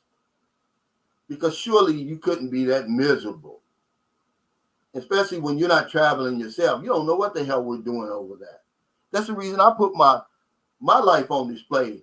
It's a slap in the face to guys like that. To say, oh, y'all not really living like that over here. Yes, we are. If you come over here and you know what you're doing, you play the game. You act like you got some sense. You respect people. You sweep your side of the street. Y'all think I'm playing? The Philippines is like a piece of clay, man. You're going to fashion out of it the lifestyle that you want. All the ingredients is here. But if you're not going to do anything like that guy who's just sitting in his hotel calling me lies all day, he just got a lump of clay on the damn table.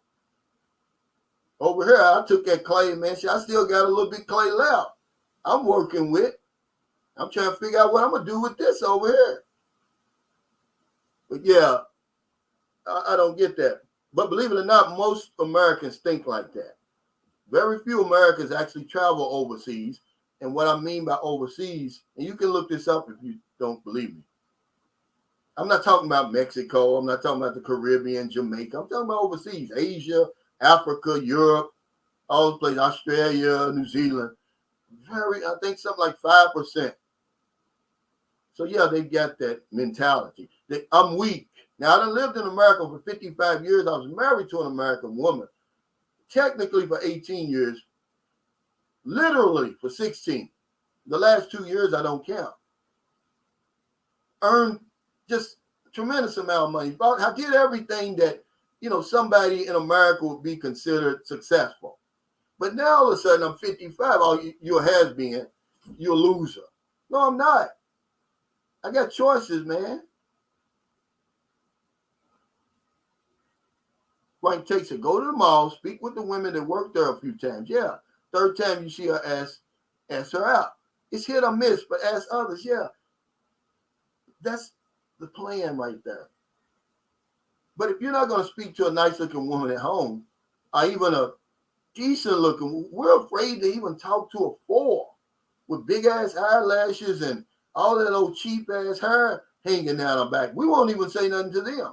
So you come over here and you see a Filipina that's just absolutely gorgeous, man.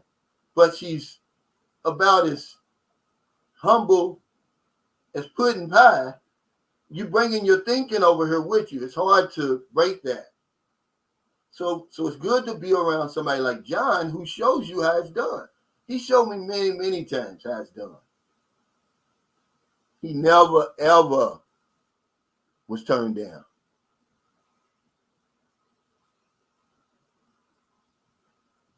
Yeah, you're a big shot, nephew, but I'm not. See, you do everything that I say don't do. He said, come on, huh? Part of the Philippines I go to, I'll be straight up with them barangay captains. If somebody want to try me, there will be a problem. They're the ones going to try you. You know how dangerous it is over here to be affiliated with people like that, man. Be careful when you come over here, man. You don't want that kind of stuff, man. You might be an innocent bystander or something. You don't have to do all of that to have the time of your life over here. Robert Ding said, bring us some chocolates. Just play the game. Pretend that you're married already. Play your role. You're the husband. When you go to the mall, she's not going to ask you. You just go over there and you be like, well, what size shorts you wear? Marilyn was wearing like a 27 at the time. She's a little smaller than that now, probably a 26 or something. And, you know, hell, it's only like 280 pesos or something. You buy 3 pair, man. Where you out of now? $15, about $12, man. That ain't even a pair of socks in America. But to her, you know, it's the thought that counts. And then you buy the nice bras and all of that because you want her to look nice for you. I do it for me. I don't do it for her. I do it for me. You're going to be with me. If she don't look good, I don't look good. And that's the way they look at it over here. Because a lot of times they get on Maryland. They're like, oh, you were a foreigner and blah, this, blah, that. But you're still simple. Yeah, because I didn't change. But Maryland's got some stuff in there, you know, and then she's got this house. You know, she don't have to prove anything.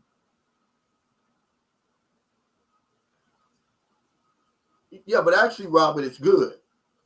And I want to say in Zamboanga, they got the best dried fish, man. Yeah, it's rotten fish, man. But once you get past the smell, I mean, really, if you've ever tasted country ham, who's ever tasted country ham? That's all it is. It's cured the same way. It's delicious, man, but it's salty. You know, but you can cut that, you know, with a little vinegar, take some of that salt out of it. But it's delicious, man, because the ones they got down there, they're big fish, man. They cut them open and lay them there. Then you got all that meat in there. It's just a snack, man. It's a meal for real.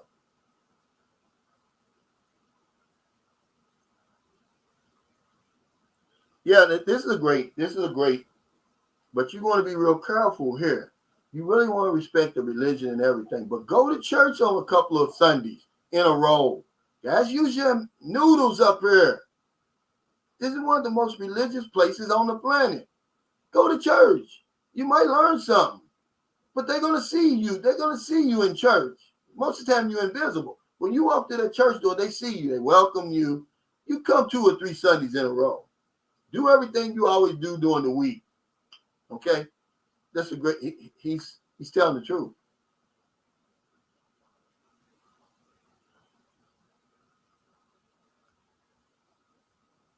Grumpy Dude Brian says it's not unusual or surprising to those who have traveled to the Philippines to find a sweet, kind, honest Filipino who looks like a movie star.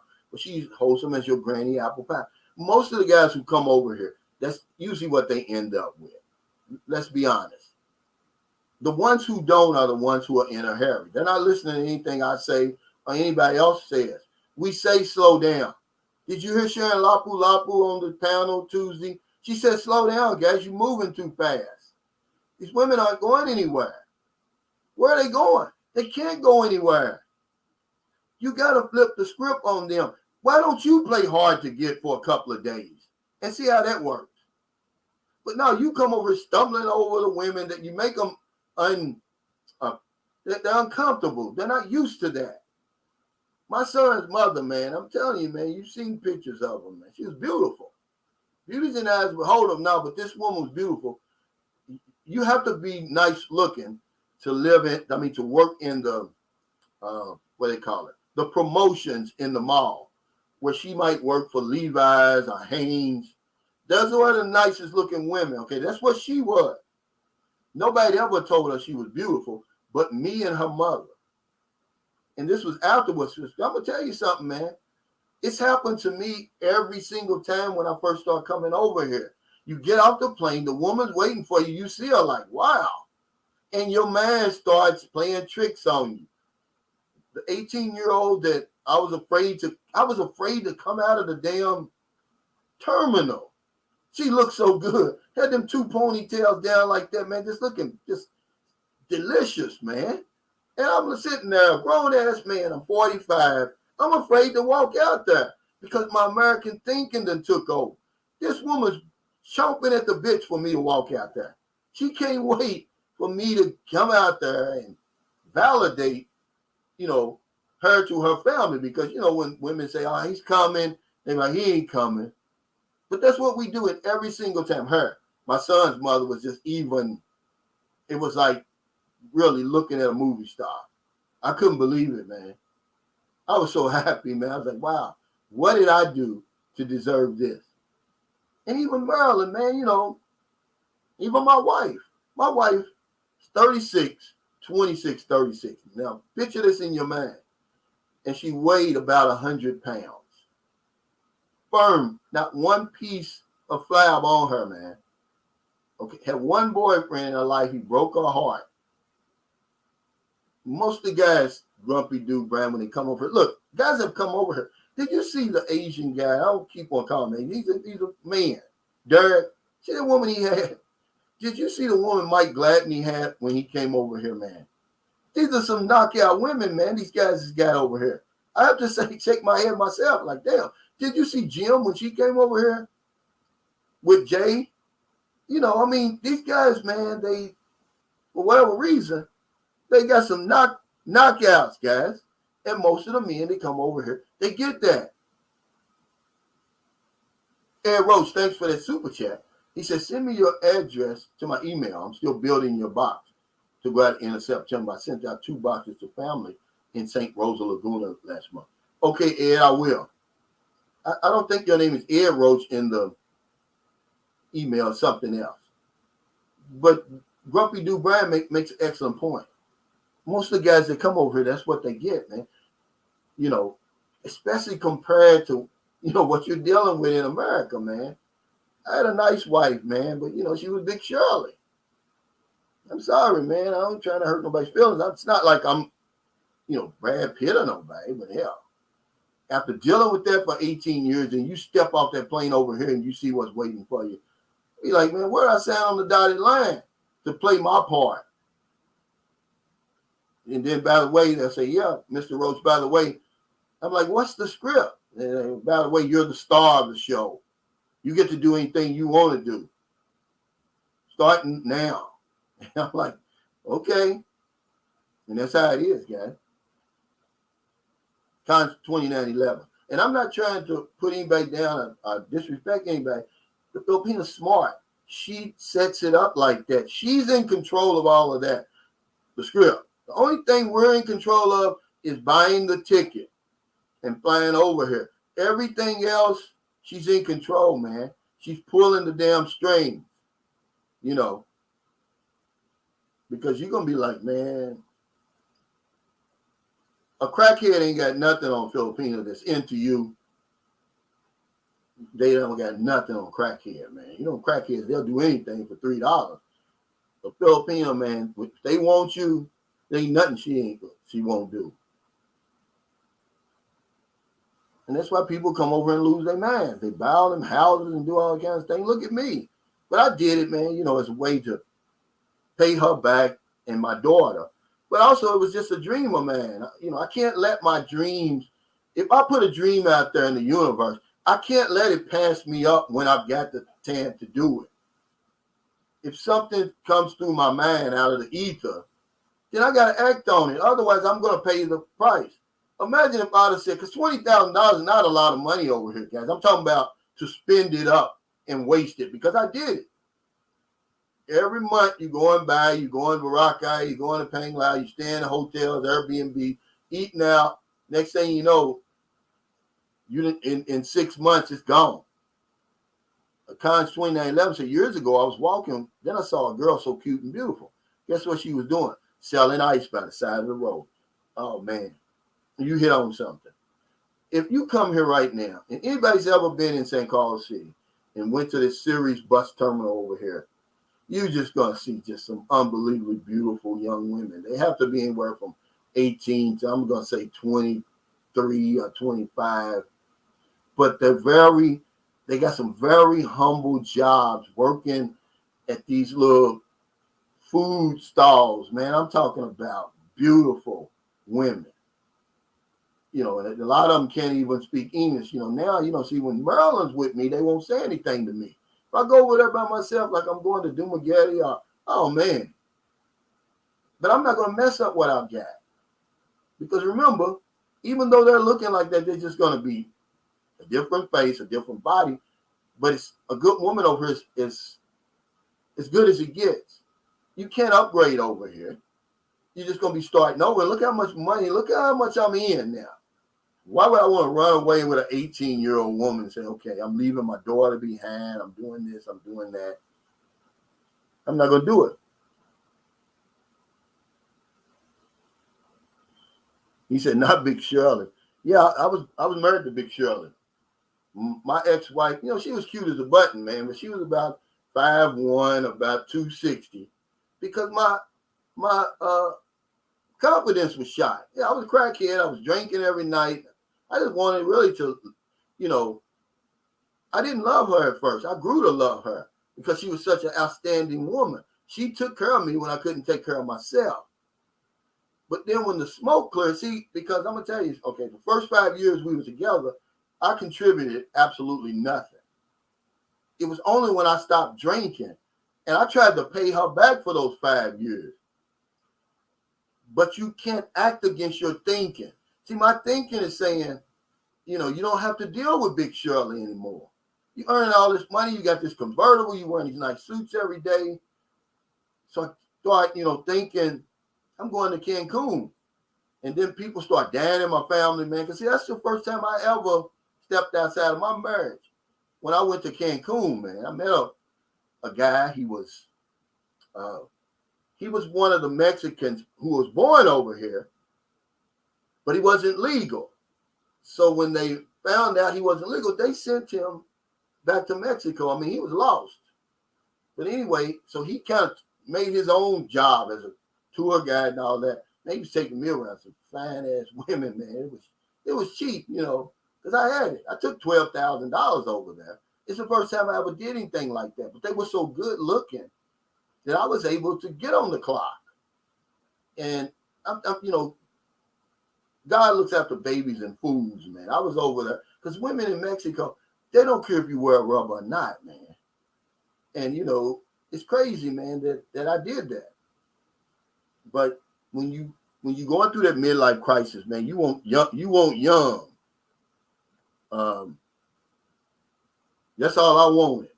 Because the guy said, how you going through a midlife transition or midlife crisis? Because you want a young woman. I ain't talking about I'm not talking about 16 or something like that. I'm talking about like 22, 25, like that, if you're in your 40s. No, I'm serious. 5'1", 260. But she was cute as a button, and she could cook, and she didn't have any enemies, and she loved me, man. And my mother always told me, marry somebody who loves you. I was about 16. I said, what do you mean, Mama? Shouldn't I marry somebody I love? And she said, no. Somebody that loves you, that's going to put up with you at your worst because they love you. And that's what I did, man. And this woman was with me through the thick, because mostly the thick. But once I was going through that midlife and she's pushing back at me, I'm fighting the world. Then I got to come home and fight. And it's like, nah, I'm sorry. It's time for me to go. You're just going to give me an excuse. You gave me the excuse I was looking for. Donze Thomas says, I'm living in Playa del Carmen right now. See, that's one of my favorite places. They treat you as well there as they do the Philippines. Maybe because we were on the resort. That's the second trip I won as an insurance agent. it was a marketing firm out of Noblesville, Indiana, that I was contracted with. And we went over there for 5 days and 4 nights, man. It was, all inclusive, but we didn't have access to one resort. We had access to 3. And they had a meeting when we first got there. And we're like, wow, well, let's go. We want to go to the beach. You know what the meeting was? They wanted to talk to the people who've never been to an all-inclusive resort before. They said, we see it all the time. Everything's free. The food, don't overeat, don't overdrink. It was like talking to a brick wall. But I had quit drinking back then. My wife was pissy drunk every night because it was free. You could just go there and be like, hey, give me a rum and coke. Give me a Hennessy on the rocks all day. And a lot of those guys, they just sat there all day long and drink. If you ever been to an all-inclusive, yeah, they'll do that. Hey, El Hova 29, thanks for the super chat. He said, I was out with a couple of homies at a lounge in Manila, and a group of girls were looking at us, and we were looking at them, and that lasted an hour. Then we went and talked to them, and it was a great week. I don't know if y'all remember, I can't think the video I was making, but a tricycle full of young women came by, and they were hollering at me, hey, this and that. I never seen that before. I never experienced that before. But, all I had to do, I got a woman, though. All I had to do was throw my hand up. The tricycle driver would have turned around.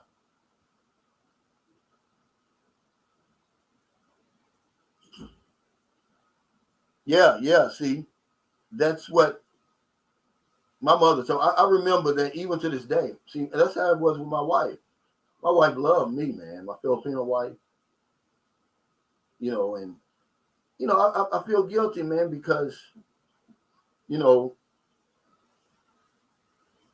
I must have put her into some sort of position, man. But, I couldn't talk her out of it, guys. I could not talk her, what I'm saying? She believed in me. Merlin said something last night that was powerful. You go back. She said, I believed in you even before you were sunshine shoulders. And you had, the anxiety and all of that. I believed in you. But see, my wife, she believed that I could take good care of us in America because she saw it on a daily basis. She didn't think I could do it over here.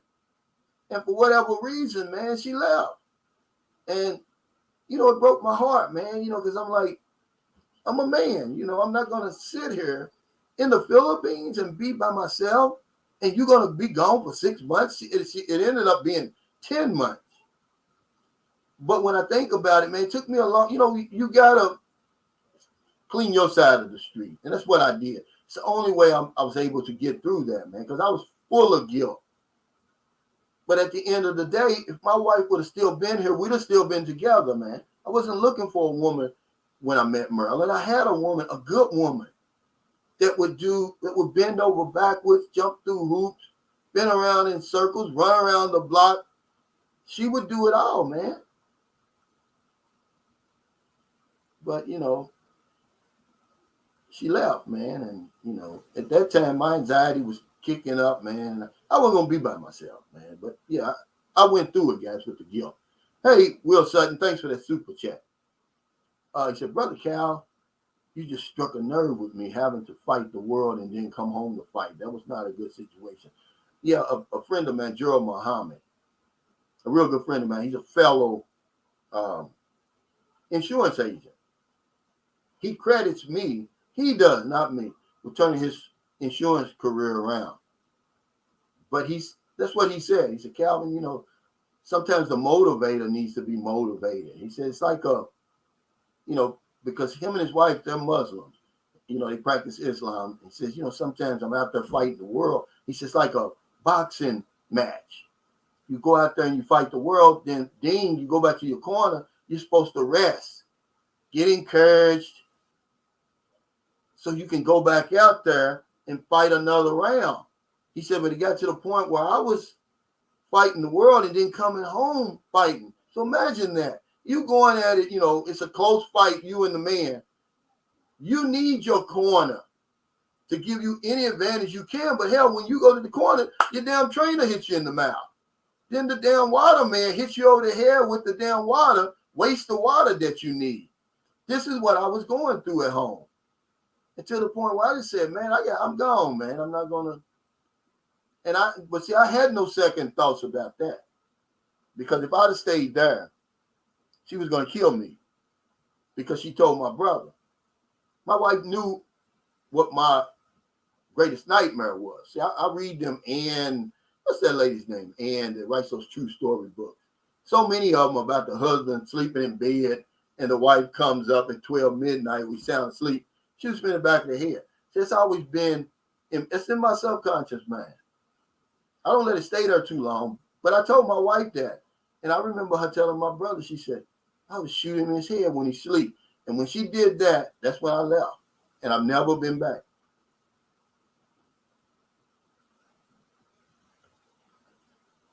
Robert Dane, now you know, Robert, this is not true. The only time I'm busy, guys, is when I do a live stream. I got about 2 minutes. He said, Calvin, if you weren't busy with this channel, what would you be doing with your spare time? Let's say if you never got started or you found something else, what would that be? You know, I work out, I read. You know, St. Carlos has that beautiful center mall. I like to go to these little coffee shops. They got some up on Eco Highway, just drink the native coffee. I was playing tennis Monday, Wednesday, Friday, riding my bike. See, with the Philippines having the weather that it does, there's no excuse not to find something to do. But believe me, guys, I promise you, this is no lie. I don't have no reason to lie. Other than my live streams, I spend about 15 minutes a day on my channel, however long my video is. Okay? That's it. I go to bed with something on my mind. I wake up and I have it. I just do it and that's it. I don't do anything else. Because what could be easier than talking about your own life? You don't have to lie. You don't have to make up a script. This is what I was telling Sharon Lapu Lapu. I said, you're making things too complicated right out of the gate. You're not that deep you don't have as much knowledge on these subjects that you need to make it flow the way you need to flow. But you can talk about your own life and never hit a bump. Do that first. Let people know who you are, your neighborhood, your family. See, that's what you do if you're going to start a YouTube channel, and as you're doing that, you're practicing. But some guys and women, they get out there with all this fancy content.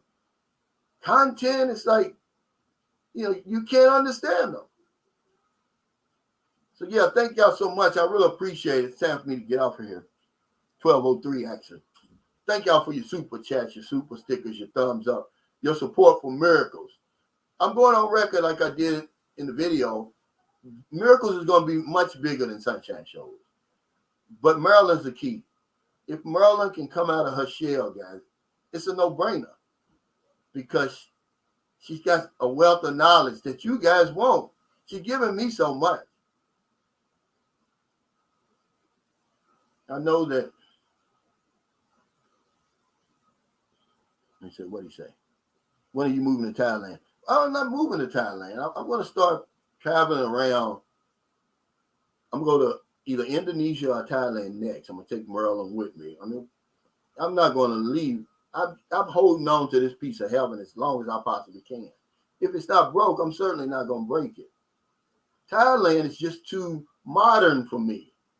And that was the perfect analogy there. I think Derek said that. That's what he said about Singapore. And it hit me. I said, yeah, that's what it is about Thailand. I love Thailand. Don't get me wrong. It's just too modern for me. It brings back too many memories. I'm walking down the street, man. Here comes this. I'm talking about the streets just like in America. And you see the convertible BMW, the big Mercedes. You got these just spectacular condos on the beach. It just reminds me too much of home. So I don't want to stay there too long. But the Philippines is my speed. Hey, thanks, Infinite Loop, for that super sticker. Let me play my theme song, guys. I got to give Anthony Edwards his due. I'll be up in the mountains in the next few days once I start feeling a little better. you're going to see some amazing progress. Now, remember, they're only working 1 day per week because it was somewhere around January or February when we started. So you're talking about 6 weeks or something like that. However long it is. No more than that. But they work 1 day every week. And you're going to see the before and you're going to see the after.